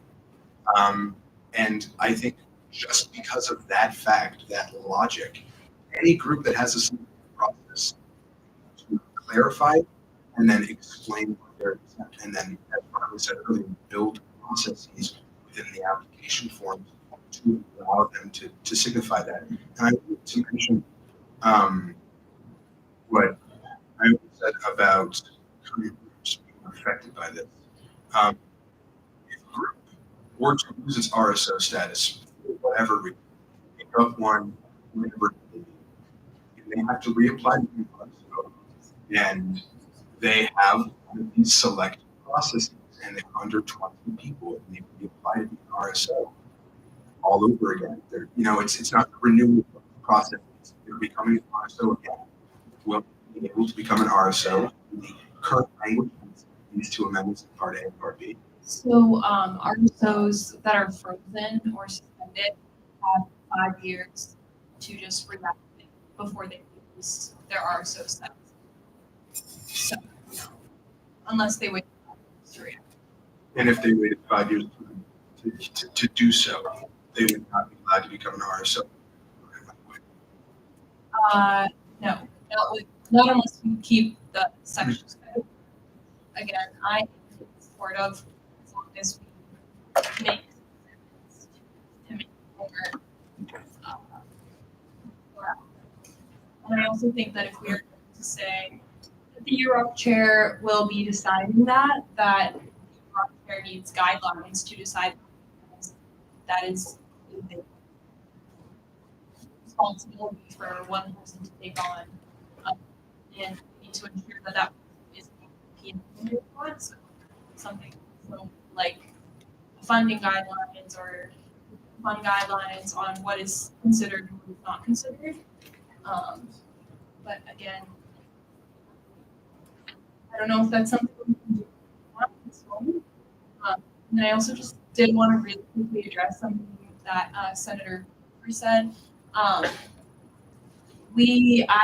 tried my best to get as much collaboration on this as possible, like I said, and have been mentioning every single week in my report outs, the registry reform task force with senators of both sides of leadership. I've been working on that. Focus with the amendments at hand. So, Associate Speaker will offer a point of information, and then they'll entertain a second, and at that point, if any senator wishes, we can do that. That language. My point of information would just quickly, what like Randy was saying, this has kind of been for a while. They've come up with you guys asking for collaboration and ideas, and while these are just welcome and anything like this, so we don't get to Senate and we'll just waste a bunch of time on and this could have been done before. So we just want to make a point of information that the option to table, to collab and get those ideas down, I don't know how urgent this is, but that's still an option. I feel like that's more productive than kind of going back there right now, so I just wanted to put that out there. All right. Is there a second for the amendments, the blue text? Oh, okay, the blue text. Is there a second for the amendments? Okay. Is there just a wait on the amendments, blue text? Or actually, the amendment. Anyone at all?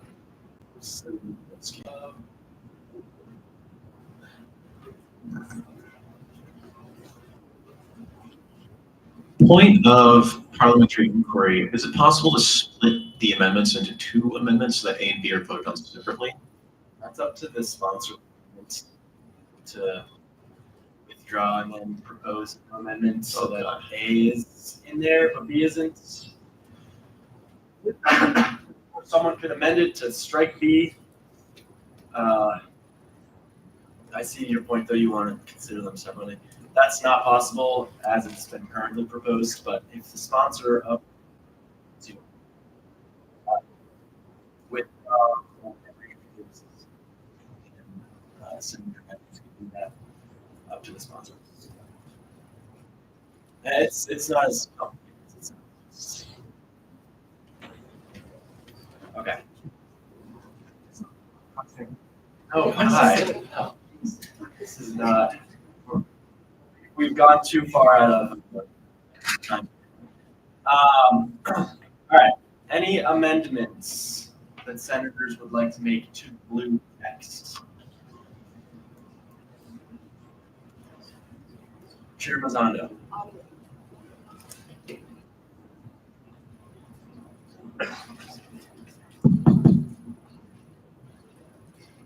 So I'm not as familiar with the parliamentary procedure process.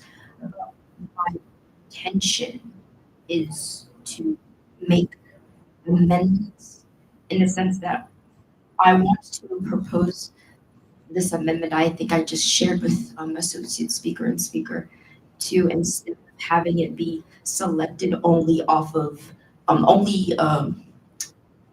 RSO's application or a tryout process, being exempt from the 10 20 minimum rule, to instead having the process of like there's a maximum amount that you're up and Secretary of the Registry can Amendment to the blue language. I think the amendment, that's why I'm confused. I think that amendment would be to cut the blue and replace it with this, but I'm not sure of parliamentary procedure. Yeah, we're on chapter 7. Section 5. So that would be completely different, which can be proposed after considering this amendment. Unless you moved to amend the amendment to add or strike anything in this section. Like this language. So then, point point of parliamentary inquiry. So I would wait for this to be either accepted or denied by the Senate and then pose my amendment. Correct. Okay. All right. So after whatever happens with this blue amendment, the Senate adopts or fails to adopt it, then we're still in debate. And then other amendments to the entire bylaw amendments can be proposed. All right. Amendments to the blue text. Nothing.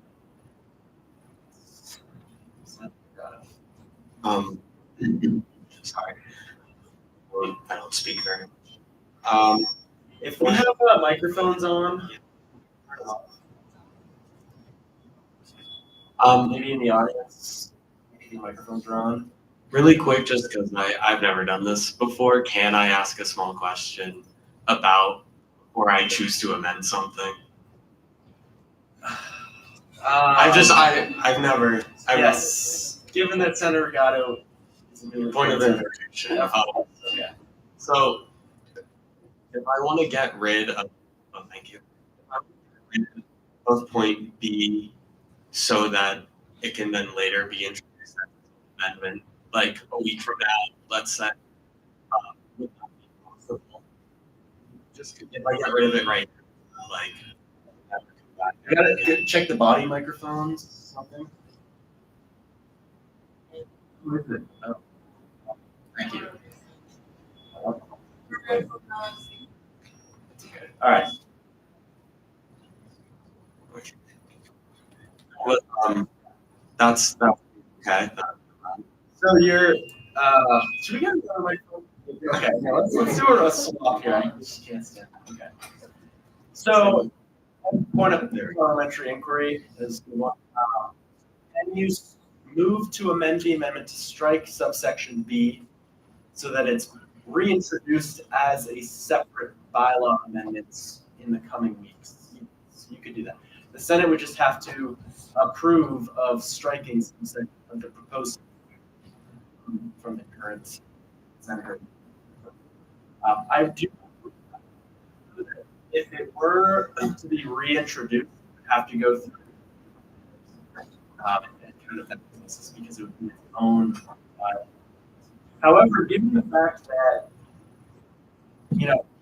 people don't seem opposed to this per se, it's just that maybe some procedural things need to be added to ensure that in the future that it's actually honored and used.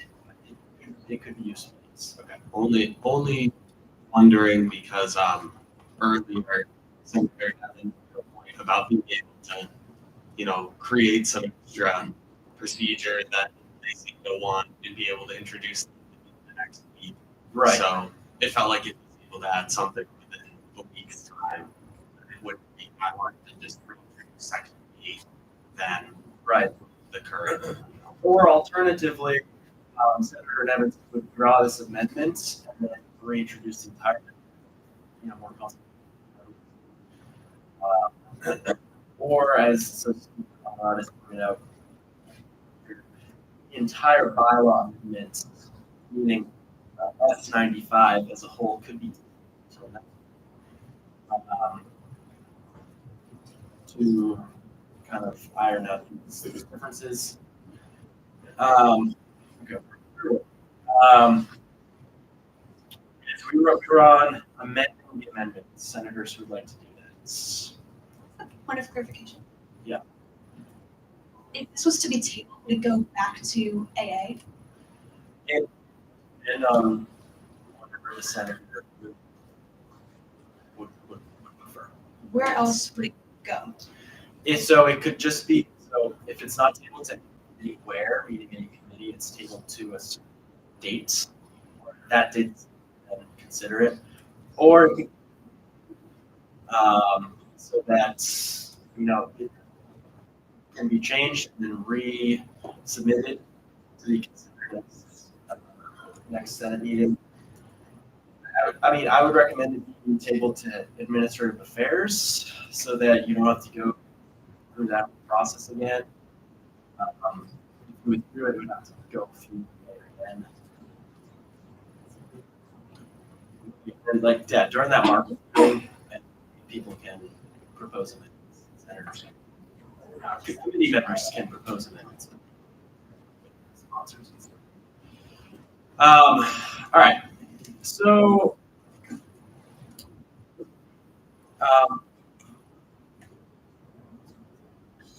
yeah, so I guess we're going on.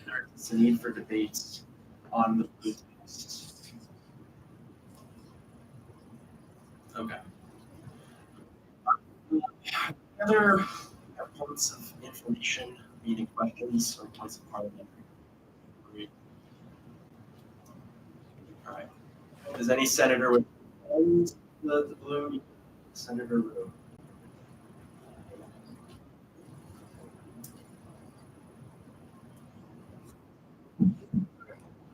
This is like a point of information, I guess, kind of an open-ended question. I guess I was thinking about what Naomi was just saying about the current number of clubs being on Is this about like the process of amending, or like offering amendments, or is it like a general question about what is this amendment is?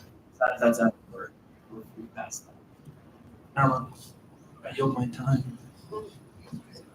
Well, yeah, Vice President Hoey. Point of So this bill passes, section passes tonight, and it's like reviewing so in section B, is it what would happen if this directive passed tonight, and like that decision might be right? So like if we consulted with Student Legal Services and they Well, this is if this is passed and this amendment isn't SSO consulted, so it passes without SSO consultation, and then they say that this is actually a VPN violation, would we have to make changes, etc. To my understanding, that if you wish to you would have to go through the process. If you wanted to get this out and tell us if everything passes implemented.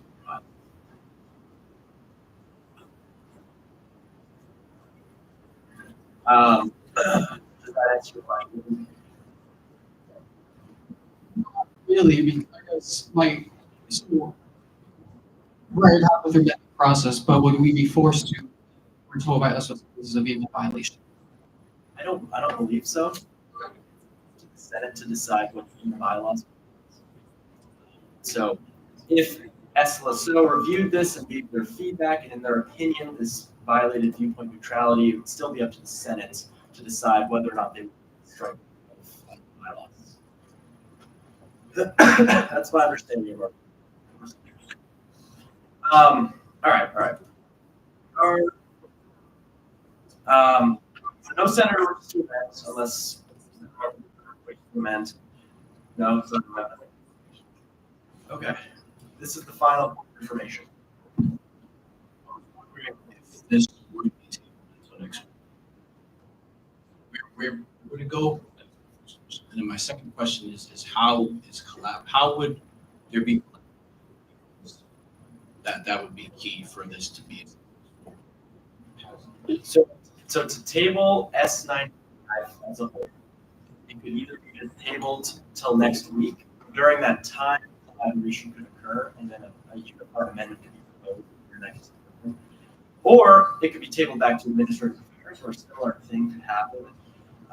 And then it's just at administrative affairs where those amendments would be implemented into S95. Or I guess, yes, it could be.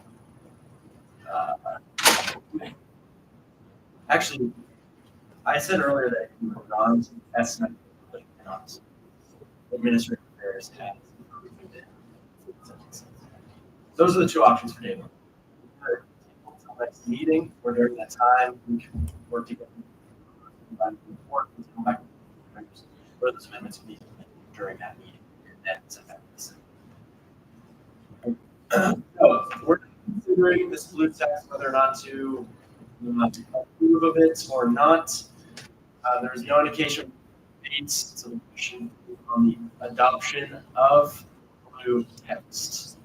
All those in favor of adopting the blue text, say aye. Aye. All those opposed, say no. All those abstain, say abstain. All right, in the opinion of the chair, the ayes have it, and the blue is adopted. Now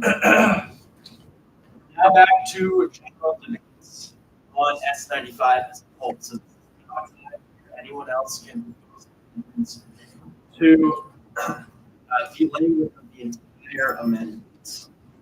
Can you scroll up to the blue text? Yeah. All right. Any other amendments? Senator Mello.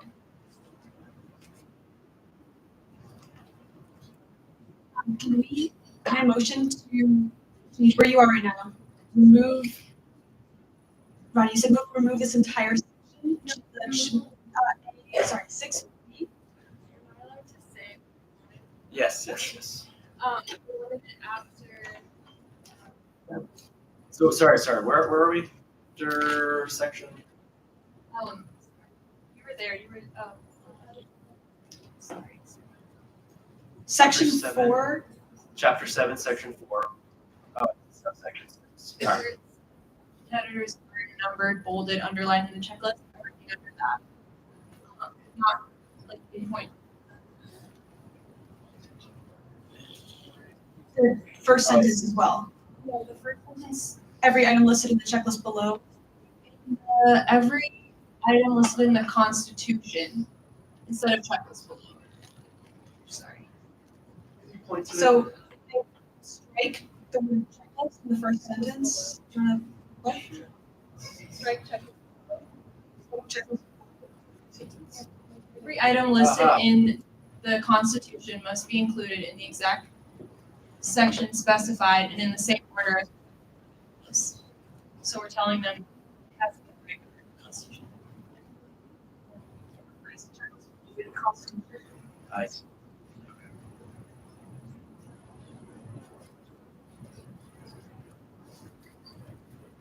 Everything after that sentence. Oh, and all of this. Section starting there. Wait, do you want the last sentence back in? If any current information is missing? Oh yeah. So add that back in. Thank you. Okay. All right. Real quick, any questions for Senator Mello or Secretary Merchant's responses to this? Okay. All right. No questions about these amendments. Okay. Those are just the need for debates on this blue text. All right. There being none, questions on the adoption. All those opposed say no. Ayes have it. It is adopted. All right. General, over the entire amendments, the entire S95. Any other amendments to? I have a question of a point of parliamentary inquiry before I say my comment. So, in order to suggest to table this or to put it back to AA, when in the process would that be? Would that be after or would it be during? Okay. All right. So, my piece. So, I came in here into this meeting just wanting to completely eradicate any mention of the limiting to 20 members because I'm a part of a competitive RSO, which auditions happen, and I understand the importance because there's not a lot of things we can do to accommodate all the students, especially when you travel and you all this time, energy, and resources. We want to make sure that people who are dedicated, people who have interests, and we can provide those opportunities and resources. But after hearing all that, there seems to be a common thing. We all want to have better resources for our club members, and we want to make these processes work for everybody. So, what I have I have sent to the chair of the Senate and the associate speaker is a amendment, which will pretty much what I want to do is to cut every mention of 20, change it to 10, back to 10, and then remove the new amendment stuff in terms of the blue text of the section 3 subpoints, and instead add an amendment to section 5, chapter 7, which would state, and I'm flexible to the number, but pretty much would be that potential groups applying for RSO status would be accepted on a first come, first served basis with a limiting number on how many RSOs that qualify through this process could be accepted. And it would have to qualify and succeed through Secretary of Registry and yearbook. And when everything has been said that they qualify as an RSO and they do so by that 30 RSO mark, then they can be an RSO seat, RSO status. Because what I've noticed in this conversation is there are a lot of talks of VP.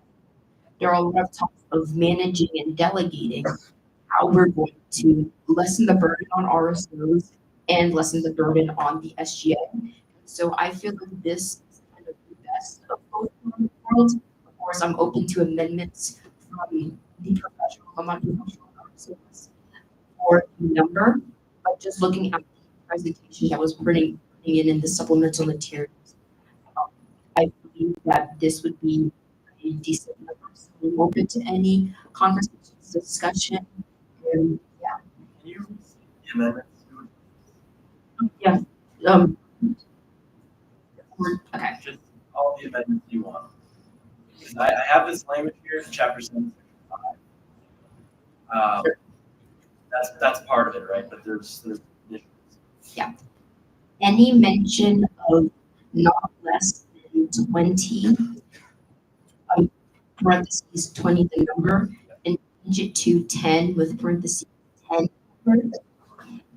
to get rid of a part of section 3, chapter 7, section 3, A and B to chapter 7, section 3, A and subsection 1, A and B. Yes, yeah, to get rid of those clauses, and then to add The strike clause that we just added. Yeah. Okay. And then to add the language of the amendments that I just shared with you to chapter 7, section 5 as the fourth. Subsection 4. Yes. Check 5. They're already section 4. Put it in between 3 and 4 and becomes the new 4.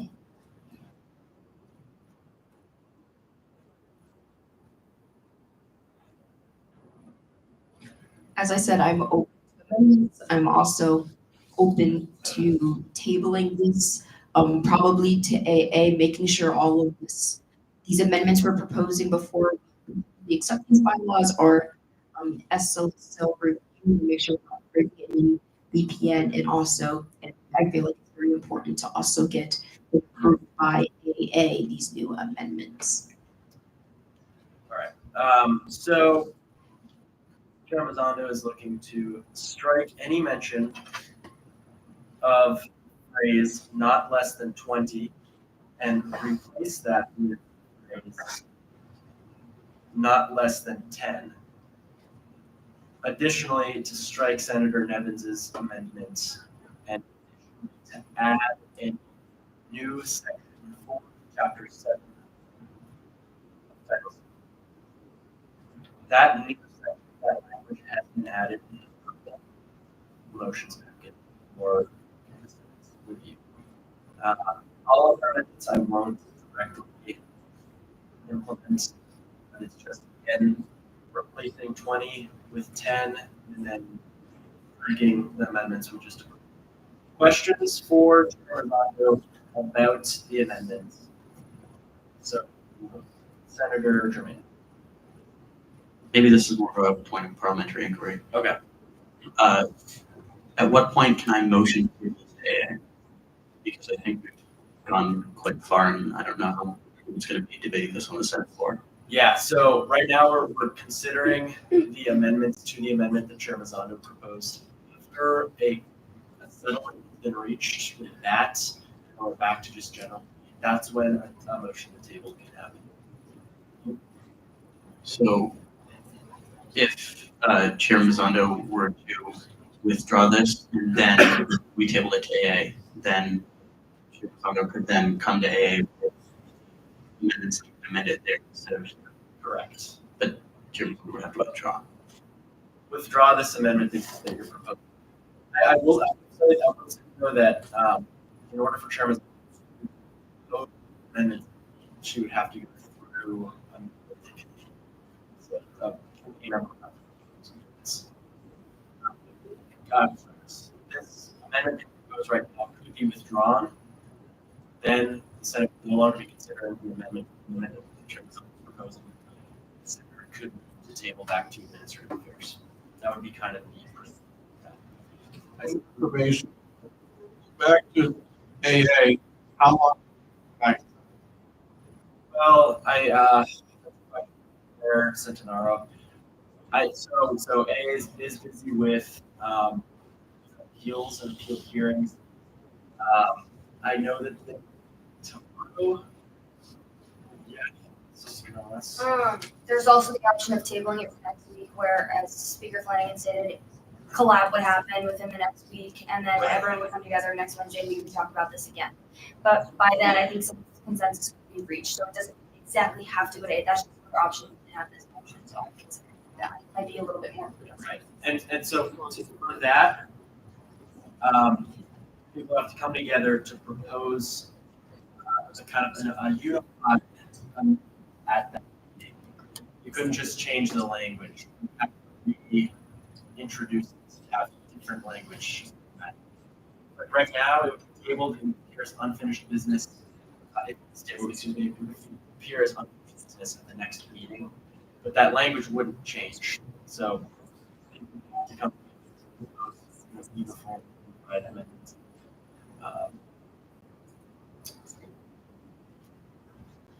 So other questions about Senator Mazzando's amendments? Senator Walker Hoover. And we'll go Secretary Bellreeve. Senator Mazzano. Senator Borowski. Are you opposed to tabling this for uniform collaboration? And if you are, why? I'm not opposed. I would prefer to have this tabled, but due to parliamentary procedure, I just oppose this amendment first, because one, we have to go through debate, and it can only be debate, which we then table it into. I thought that. So unless I got that wrong. If you withdrew this amendment that you're proposing right now, a senator could then move the S95 either to next Senate meeting or back to.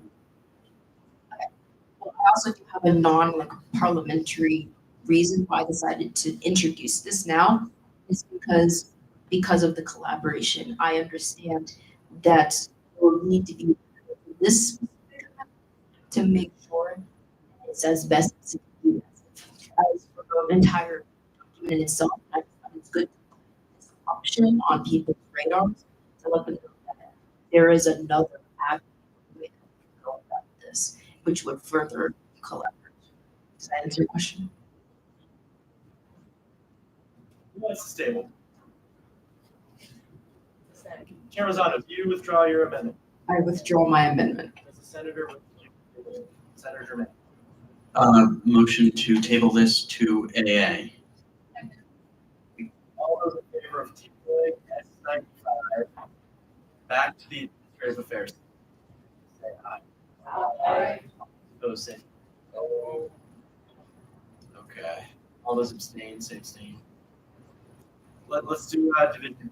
Hands raised. Aye. All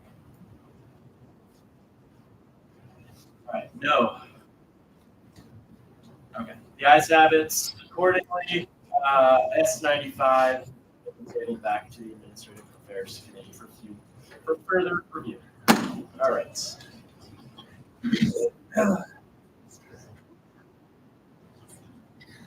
Where were we? Yeah, so please reach out to us. We introduced this in last week, so we'd love to collab with you guys. So thank you. Michael, can I add a point of clarification? Yeah. So, I just talked to Val, due to the mass amount of appeal hearings that we have this week, AA, consensus of Val, Cody, Alderman and I, we're planning to table in an AA meeting tomorrow. We're going to table it to the following week. We're mandated to get all of the appeal hearings done. This will be in 2 weeks, most likely. So it would be next The week. last in-person Senate. So it would be next Thursday would be, talk to us, talk to Val, would be when to come to AA. Just before that would be the time. Yeah. Also,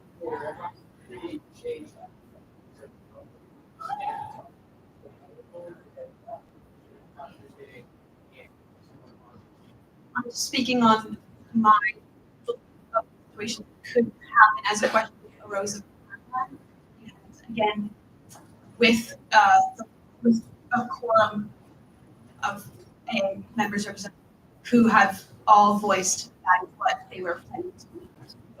so it's a possibility that they will not it won't appear. Possibility hasn't happened. All right. Also, I just wanted to so for a minute, it's very helpful if you all have together and then propose in a document the language that you want to change, and if you do that in blue stricken text, blue added text, green added green stricken, just so it's really clear what you want. That's if you're doing an amendment to the Senate. Amendments from other points.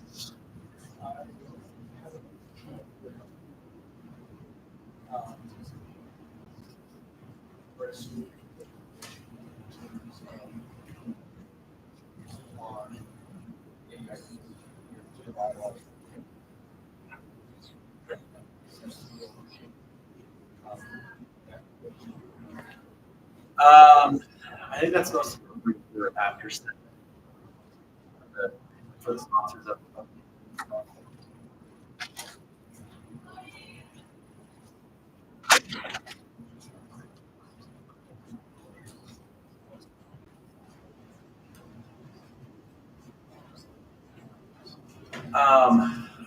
it's a little dogs, but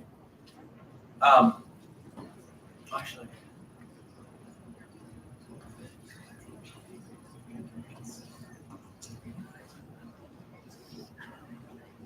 Yeah. Okay. Sorry, I think we're getting really deep. Can everyone hear me? Oh, thank you for coming. Bye. I think we're getting really deep into the parliamentary procedure here. So I don't think maybe the Senate knew that when you proposed that you had to AA, that AA was going through like all these appeal hearings right now, which is just like we knew that, you knew that. Like I don't think the Senate did. So I'm a little unorthodox, but would you guys maybe want to reconsider this and then vote again to table it to next week instead of back to where we'd have to wait 2 weeks? I know it's a little unorthodox. We already decided it's up to you guys if you want to do that. I think that that's what the majority of people wanted here. But someone would have to reintroduce it, like we would have to reconsider it, and then someone would have to motion to do that again. So you don't want this to be a markup session. Instead, we're talking about the potential of going up at the second week. It would be the same wording, correct? Yeah, but it would allow people to come together with all of them in one Yeah. proposed. I suppose it's like different ideas that we all have to consider. In my interest. And then finding a time for AA to meet with everyone, like, is everyone that has a to come and like might not work with everyone, so it might be better for everyone. Tremzando. Second. All right. All right. All those in wait.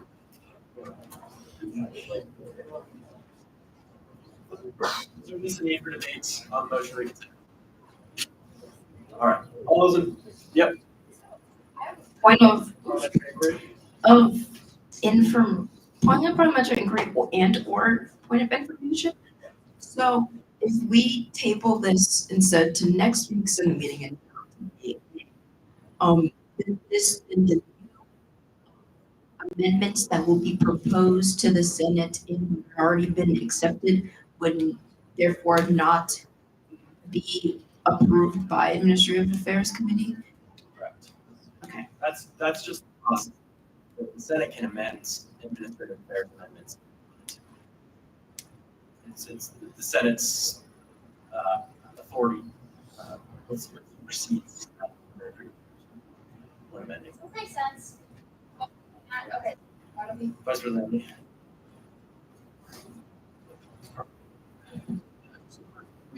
Yeah, that would be the goal. We table it to send it next week. We can all work together, meet, and then maybe even try to see if we can squeeze and, as of those, look at it real quick. We're gonna send it next week. It's not obviously a markup, but it's, we got the legal opinion on the VPN aspect, so that makes a lot of sense to table it to next week. So yeah. Tomorrow could be consulted as well. Yes, for next meeting, please just have everything, a nice document with what you want cut out, what you want not, in a different color than red, so that we know what's the actual original amendments versus what's not. I will say though that just for the Senate's, the Senate has already approved of subsection A and B there. Those amendments have already been implemented. So have to.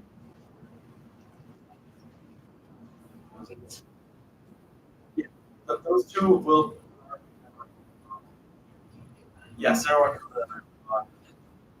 Yeah.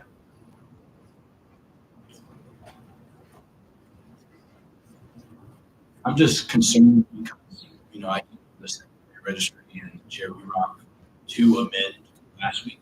It wasn't responded to in time. So how do we make sure that doesn't happen again, that there's actual collective? President Humphries. Point of information, it is the intention of Vice President Leone, myself, and Secretary Merchant, who I supervise, that we will have a concrete document next week. We consult with everybody. I would ask that you please sooner rather than later. I'd rather get things tomorrow or Friday than get everything on Tuesday night or Wednesday morning, because that makes it a lot harder to incorporate. We will consult with SLSO. We will consult with AA. However, I would please ask everybody to just reconsider this next week, because if it goes to AA, it could be May 7th, a long Senate meeting, and a lot of us haven't prepared our schedule to have to clear out a Thursday night. I know personally I have something on Thursday night that would be hard to get out of. I would just ask people, please, that we will make sure that we get concrete, well consulted with this to go. Hopefully we can get this thing done. Once this gets voted passed and reconsidered, could you or send something in the Senate meeting, send like a tweet, maybe like a up, and people respond to that. All right. I think that's up to the motion to reconsider. All those in favor say aye. All those opposed say no. So now considering as a 5-year presentation, this is senator wish to table until next senator notes? Motion to table to next Senate meeting. Second. All right. All those in favor, please say aye. All those opposed, say no. All of those abstain, say abstain. The ayes have it. Accordingly, S95 is now tabled until the next Senate meeting and not tabled back to the administrator's meeting. The Senate will continue with the remainder of the agenda, which I have accidentally noted on my screen. All right, thoughts and reports. Trustee Alvera, President Humphries.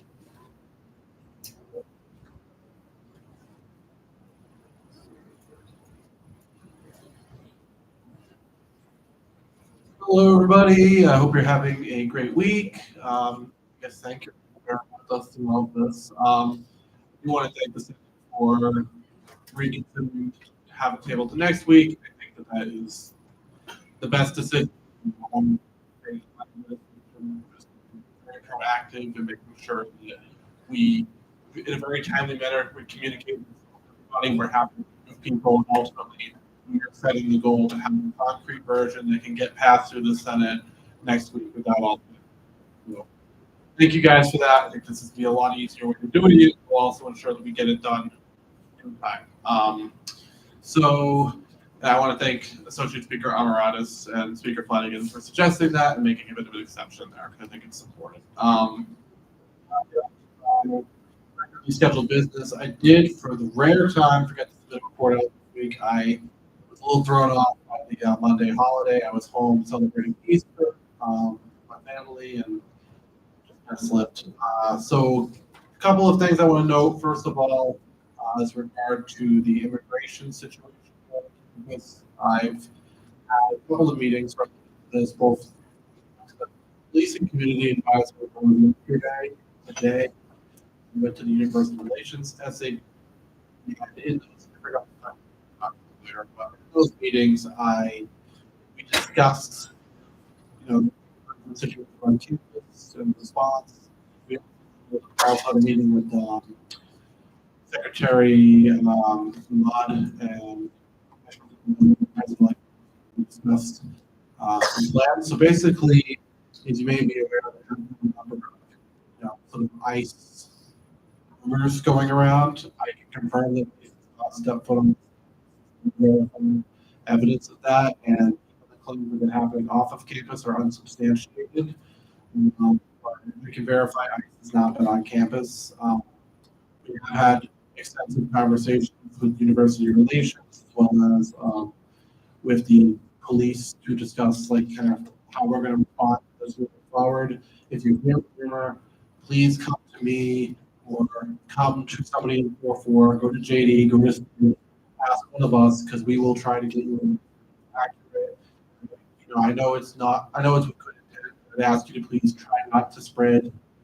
I know the university is trying their best to get something out as soon as possible if there is a major rumor going around. Just ask you to please be cognizant of that, because by spreading stuff like that, you can cause people, extra anxiety. Obviously, this is there's a lot of anxiety right now, but we don't want to happen with things that just simply aren't confirmed or true. So I have to be cognizant of that. A few other things we discussed is I spread the word. If someone thinks they aren't seeing ICE in Canada, please encourage them to call you and people. I understand there's a bit of history with you, but they're the only 24/7 service that can connect to any resource. What they can do is what they have confirmed to me that they will do is they'll reach out to the relevant legal resources like the Office of General Counsel and do that anytime any of the department. And you can try to make sure, for example, that someone isn't being sent to Louisiana, potentially, who can to try to intervene and keep that person in the state. We did have conversations about potentially creating a hotline specifically for immigration with the U.S. It is something they're open to. However, caveats in terms of staffing and union issues, but they are going to explore the possibility. We've also asked UMPD to kind of communicate with the community because we think that understandably there's a lot of like stigma around the UMPD, but I do genuinely believe in my conversation that at least on this immigration issue, they will work in good faith and try to keep our students from being put in more harm than necessary. Also, you know, bystander students should never intervene in these situations because they could risk getting arrested themselves. That's why they should contact the UMPD. Additionally, no one should ever be picking up information about other students. Don't give their location, don't give their name, don't give verifiable stuff. I would also just note, if you know any students who are involved in this, please be careful like putting their information on social media. That could put them actually in more danger. It's probably about or something, but that can actually be dogs. Unfortunately has happened. Be very cognizant of that. Last thing I want to note, immigration wise, SLSO has a great toolkit on their website. They're hosting tomorrow our SGA story. I forget the exact time, but we're going to talk about a safety toolkit for international students. One of the things that we're recommending is to have a funding system. When you have someone that you really trust has your information, that has your documentation, maybe travel if you're going off campus. Another thing, I'm strongly recommending having that. They're also trying to make sure that students know what to say in interactions with law enforcement. So that's a really important training for students to have, and I think it's something that, if you know any or yourself are interested in getting, please check them. It's also on their website. We can access it on there. You look at the website, we can look at resources. You should be able to find it. I can also send a link to anybody who needs. Yeah, kind of the whole move on that. The only other thing I want to do very vaguely, and I have heard some rumors that there's been some like doxing or threat incidents of students. Again, nothing has been like officially reported from official sources, but I have heard from students that's something they're experiencing. If you know someone is going through that, please encourage them to report it, because what they can do is they actually can keep a record of that stuff. They do have ways of tracing down. It's not guaranteed success, but I can have success in the past tracing down who's an issue with these online games and stuff. And obviously, that's not protected speech. Like that is very much not okay. Please encourage people to report. People can report. This is much better chance that something can be done about it. Never again. Every effort will be made to try to do that. And also, we've been very much advocating to the administration, to the UMPD, about the importance of making sure that we're protecting students from this type of harassment. So, want to put that out there. Just a few quick other things. Code of conduct. Dean of students is going to come at 7th and take your questions and stuff like that good sort. We're meeting with them on May 2nd. Going to prepare a little presentation for the Senate, so please be prepared for that. Also, I know it's going to get tabled to next week. Otherwise, kind of working on tying up some loose ends, working with my cabinet to make sure they're getting their transition resources together. Got my own transition resources, working with Mike and Gianna to prepare for next year and making sure we have a really smooth roll over from one administration to the next. Otherwise, my most eventful week, still pretty eventful nonetheless. I look forward to kind of spending these last couple of weeks with you as we wrap up. Finally, I also want to remind everybody that we have the banquet coming up on May 10th. We've put a lot of time into putting it together. If you have not RSVP, if you didn't RSVP in time, please email us. At least know we're covering. Currently, there's 73 RSVPs. I think we put in food wise.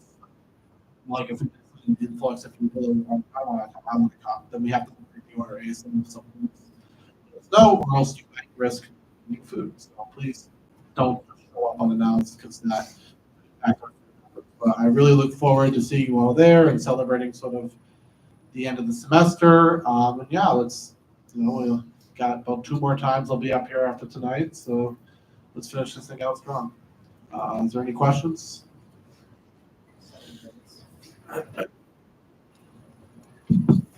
I'm wondering regarding doxing stuff. It sounds really concerning. Would it be possible for us to make not to give more work to the secretary and curriculum, but kind of post to showcase the information that you shared with us, the journals? That something that could be discussed. I'm going to have more discussion with university and stuff, and with some of the people who are connected to see if that's something that they'd be comfortable being like out on the social media like that. So I would not have that conversation, but I think that it's something that could be discussed. I know we are going to do. I forgot to mention it. We are going to take reference using so resources. Information on that. It is something we can start to look into. And again, like I'd want to consult with some of the people who have been impacted by this and make sure that's something they'd be like okay with. I also want to check with the officials to make sure that that's which they'd be okay with. Official preference. Thank you. All right.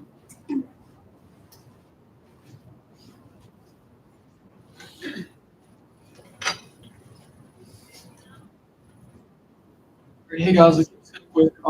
The social workshop is 5 to 6 tomorrow, so please attend that. I also wanted to add on Friday last week, I attended a research panel for replacing Sid.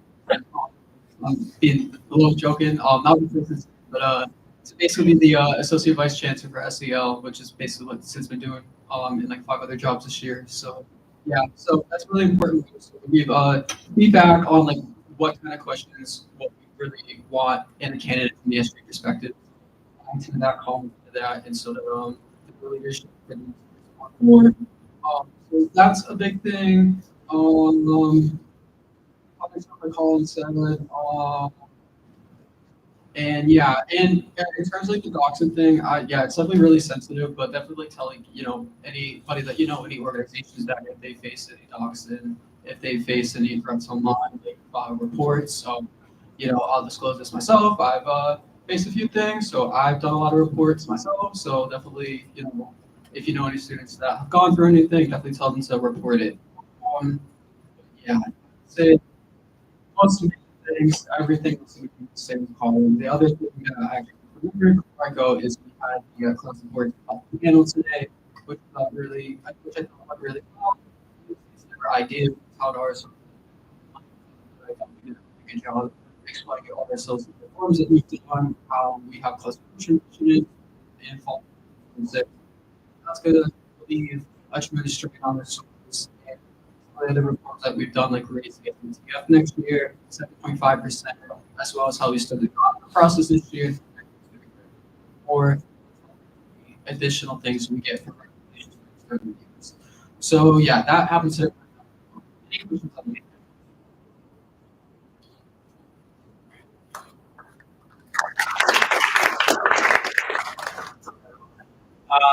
All my information in the back.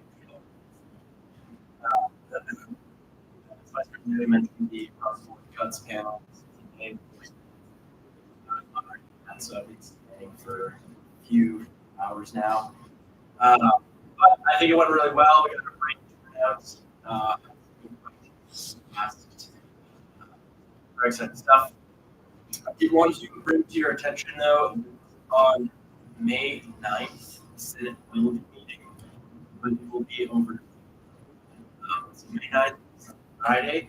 May 7th is our last person meeting of the lounge.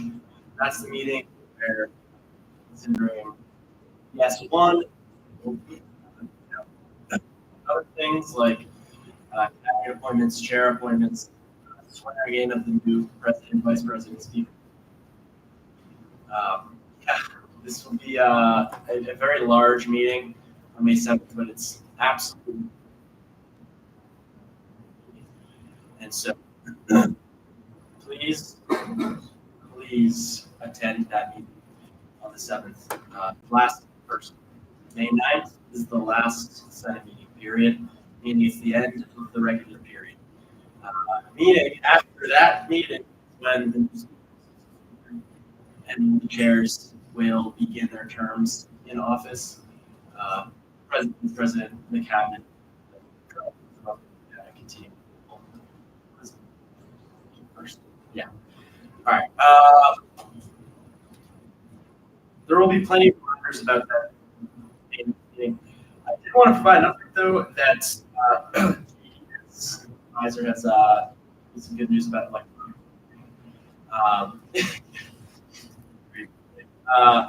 And we're meeting tomorrow to do a little, how do you say, like trouble, just like testing, getting our bearings with it. And I don't want to promise anything, but perhaps we could at our next meeting. There might be a brief thing where you can hold just to like calibrate it and see what's going on. Again, nothing about it. But the software downloaded. More. And yeah, lastly, I just want to say thank you for Ernest. We consider these really some intense emotions sometimes, but you all never fail to surprise me with how much you care and how thorough you are. Really, it's a service to you are representing your full attention.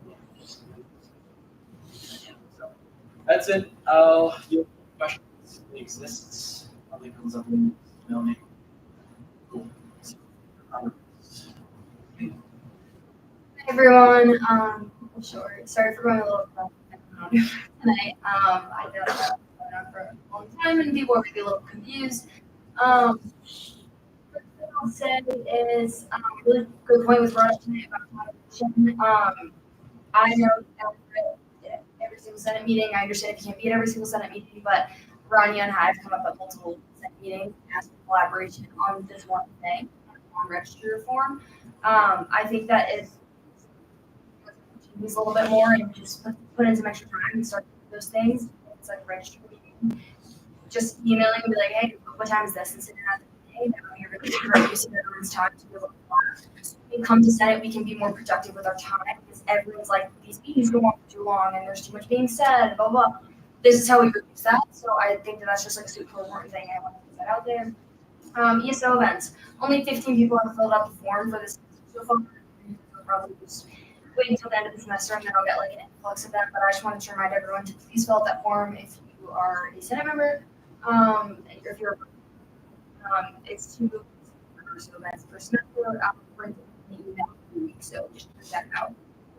Besides that, I'll enjoy the sun.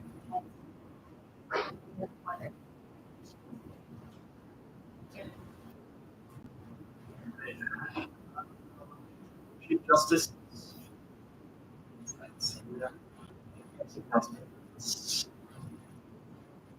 Yes. Oh, RIT President. Sorry. This is almost again. So just this Tuesday, we had last RNG president, but we elect entirely. Very excited about next year. I do want to thank you to our final meeting. It's this coming Monday, April 28th from 5:30 to 7:30. This event's called. It's just celebrating all the accomplishments of the Residents Association, advisors, staff, and whatnot in presidential life. Free food, free everything, just come by, something for a bit, and enjoy just the moment. It'll be great. Thank you guys so much.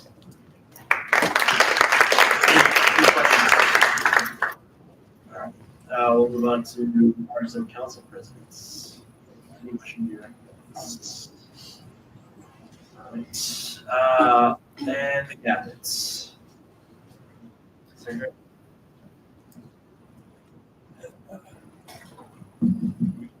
Sorry I didn't get my report out. It was a holiday. But I'm working on, I finished my transition binder. I'm finishing auditing tonight, working on the presentation and get that presented next week. I also am working on some supply closet purchase requests to get that hopefully fully stocked for next year. And I've been working on a little bit of things with the next president, vice president to get them all set up for their taking of the throne, I guess you could say. I don't know. And then I also just want to shout out really quick.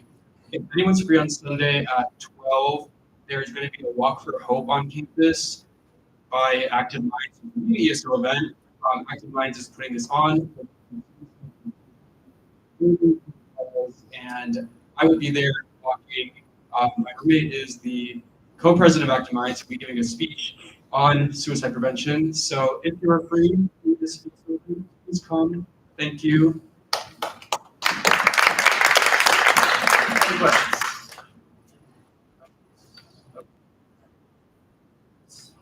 Hi, everybody. My name is Secretary Goodchild. Popped out of my hand, so I'm trying not to give the report. Actually, probably something after. The Secretary Goodchild worked on streamlining vet benefits. And there's something confusing amongst veterans who to be with regarding he is working with parking services that was a list of them for parking discounts. He's doing standard stuff. In meeting with the administrator. He had a meeting with the Amherst officer about way he could help at the college. That obviously coordinating regarding there are other things he worked on. Those would be the highlights. Any questions? Okay. Pray for my wrist.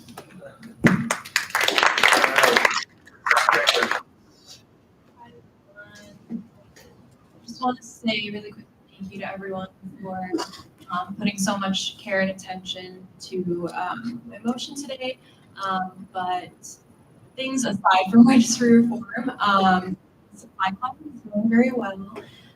As Secretary Bellery said, I am in purchase requests to buy items that we weren't able to collect for the supply closet, but we are still accepting donations. So if you are an RSO leader and you know that your RSO items that could be used by other RSOs and you continue storing them yourself, please drop them off in the SGA office by my desk. There's a sign there with them, and that should be hopefully set up. I don't know if it'll be able to start this semester just because of time constraints, but it will hopefully all be set up for the next secretary registry.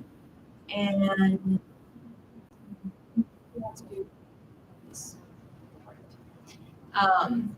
Any questions for Secretary?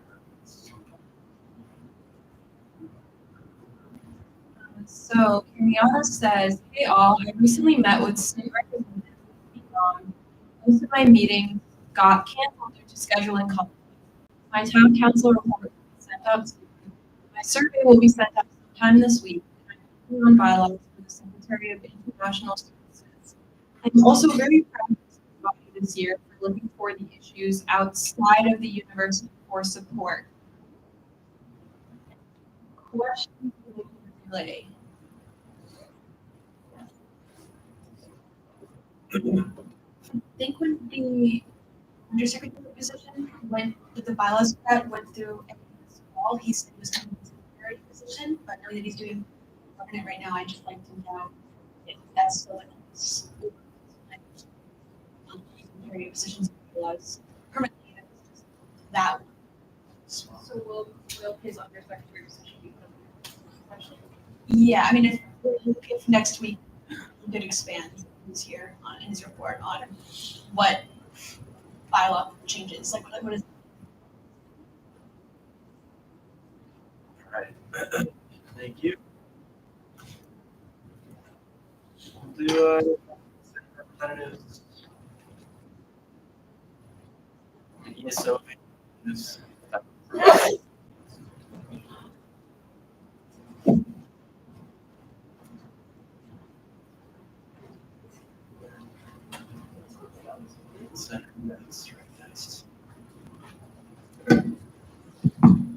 It was AMC today.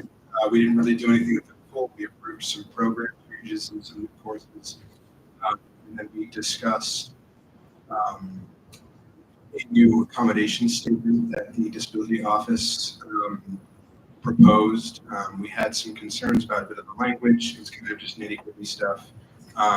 And we kind of just talked over it and determined that the concerns were for different committee sent that information. If you have any questions, feel free to ask Kathy.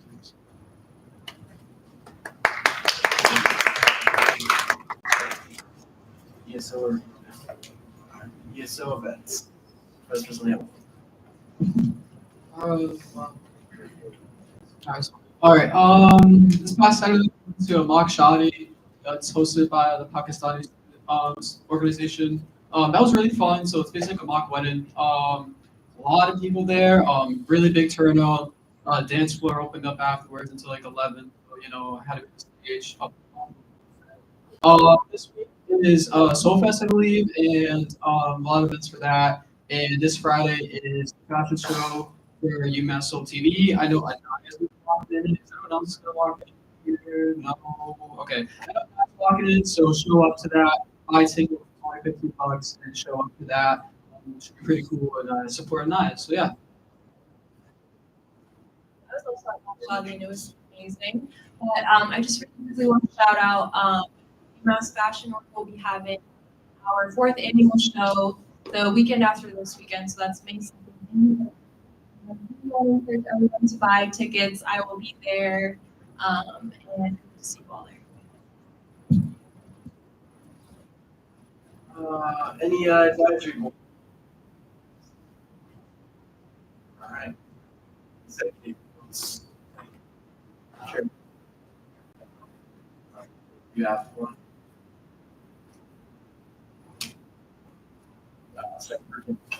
Sorry.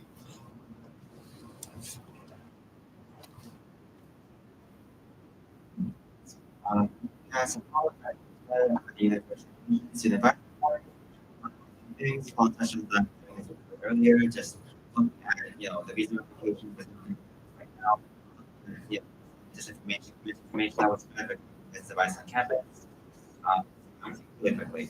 But again, like reiterating content that you see, like something that is considered, reach out like before you go on whether like there is on campus. It's like a like really funny that's hanging above our heads like a guillotine, but like just making more good is really important. Also stressing again, there is like a webpage from the university, things that are happening on the university level in response to federal actions and also at the state level that like is regarding higher education right now. And there's also an email chain that like I think especially as SGA officers we should all get on because like it's like if there were to be a confirmed ICE setting, you would get an email from that email chain. And if anyone needs a link for that, I can send it to you after this meeting. Like we did on the Be Revolutionary Community campaign. So like they got them all down looking at and they're actually looking for students in over the summer to like act. Like you can up at the university, you can stand up and like deliver lines and get paid. Like this is my university, this is what we stand for. This is like what you can do as a prospective student there. So if you're interested in that, I'm also be able to send you the link for that. There are a few signs on campus just like advertising this, but like it's pretty cool. And everyone has heard of it. They're like it's like they love their jobs. That's all. Yeah, to reiterate the federal actions page, information, send it to email us, really no important we recommend you do that. Questions? Yeah, on the committee reports. So everybody, my report is up there. If you have any questions, let me know. I want everyone to find the Google form about how to get some form inheriting, experience with academics and UMass, I'm really insightful for the academic advisor position that we're creating about recently the link to access. But that's it. Any questions? With Chairman Grant. Okay, so I'm just gonna send that thing.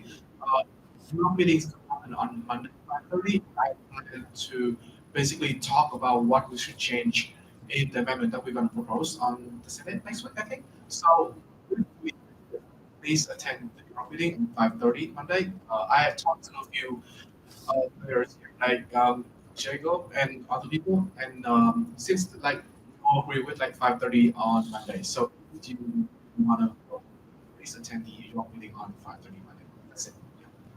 Questions? Good.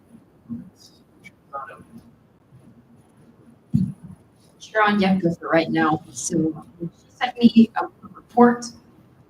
Hey everyone, so sorry for not getting my report out in time. We're currently working on getting a space for the New Year Rights event with the ACLU. The tentative date is May 8th. More updates to come. Also, the Plan B machine will be stocked by the end of the week and then it will be available for everyone to access. Feel free to email me questions and thank you. Any questions I can relay to Ms. Earl? Yeah, Mr. My bad.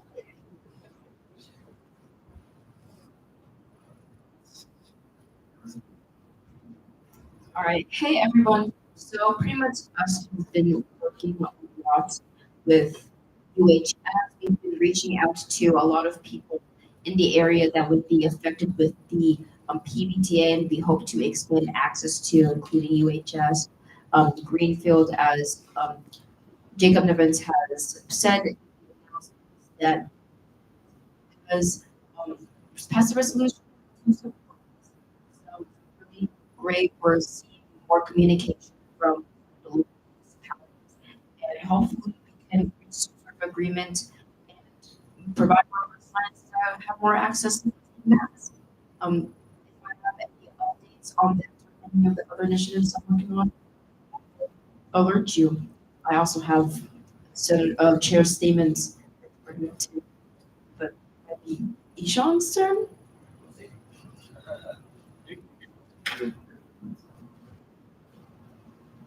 Alright, so this one's a little longer.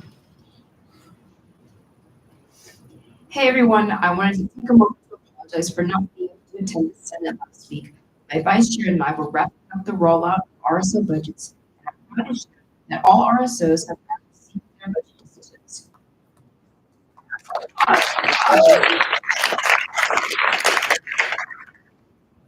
Additionally, this process is officially underway. I am thrilled to announce that the Ways and Means Committee completed the budget voting process 3 days ahead of schedule. This incredible milestone was made possible by the dedication and hard work of our amazing committee members. Give a round of applause for the Ways and Means Committee members. This incredible milestone was made possible by Together, we viewed 265 RSO budgets, 7,816,175.86 $1 million across 684,000 individual line items. A thorough and comprehensive process. These financial allocations will directly support student initiatives, programmings, and engagement opportunities across campus next year. I want to sincerely thank everyone. We already give another applause. Take a moment to give another applause to Ways and Means Committee. Looking ahead, I'll be creating space for senators to engage in discussions around financial transitions. Tomorrow, aka Thursday, Ways and Means will be meeting at 7 p.m. to review the FY26 also funding guidance and draft recommendations for the upcoming chair. We'll be reflecting on key challenges and lessons learned I strongly encourage anyone interested in Ways and Means or next year's financial processes to attend. Additionally, Core 4 and I will be opening our Tuesday financial cancer sessions to our newly appointed leadership. These sessions will help ensure future leaders are well informed and equipped to make decisions after I graduate. On a separate note, as of last Thursday, I officially began calculating financial allocations for both agencies and RSOs for the upcoming fiscal year. In previous years, the chair of these meetings would have a meeting called the numbers meeting that would last for about 6 hours, in which they would be determining how the financial allocations would be. I'm be doing some work on some of these estimations outside of that meeting to expedite the process. On that note, I had meant to ask this during our last Senate meeting, but as you all know, RSO budget is a priority.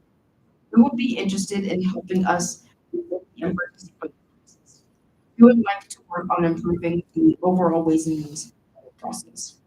Looking forward to collaborating with you all as well as continuing to build.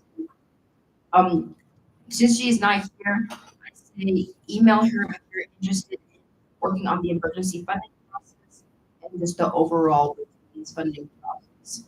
Okay. That's all I have to say for this.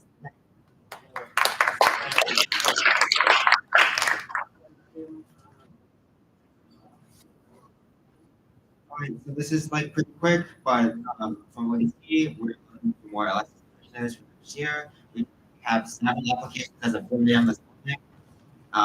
We're getting some soon, but if you know anyone interested, like please encourage them to apply. I believe we're looking for 5 for the position. The process is just fill out a Google form and then an interview. This week, and then I can meet it Sunday, I believe, to any questions about the process, let me know, and I will forward this to you. So,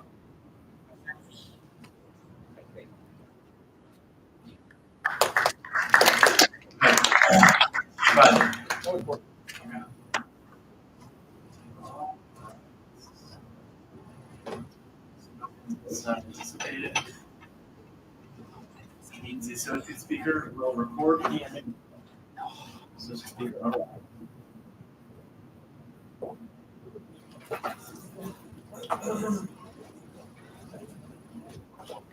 Okay, I'm just gonna say everyone's last name so it's faster. Denny. Ariella. Corky. Uchizawa. Marco. Tommy. Barton. Here. Ezed. Here. Chicia. Gato. Here. Jermaine. Julie. Jordan White. Olan. Here. Ibrahim. Ibrahim. Kim. Here. Kim. Ledwia. Here. Led. LaFork. Here. Molesky. Mallory. Mondo. Rosando. Here. Mellon. Nashi. Here. Nevins. Here. Onyeka. Fata.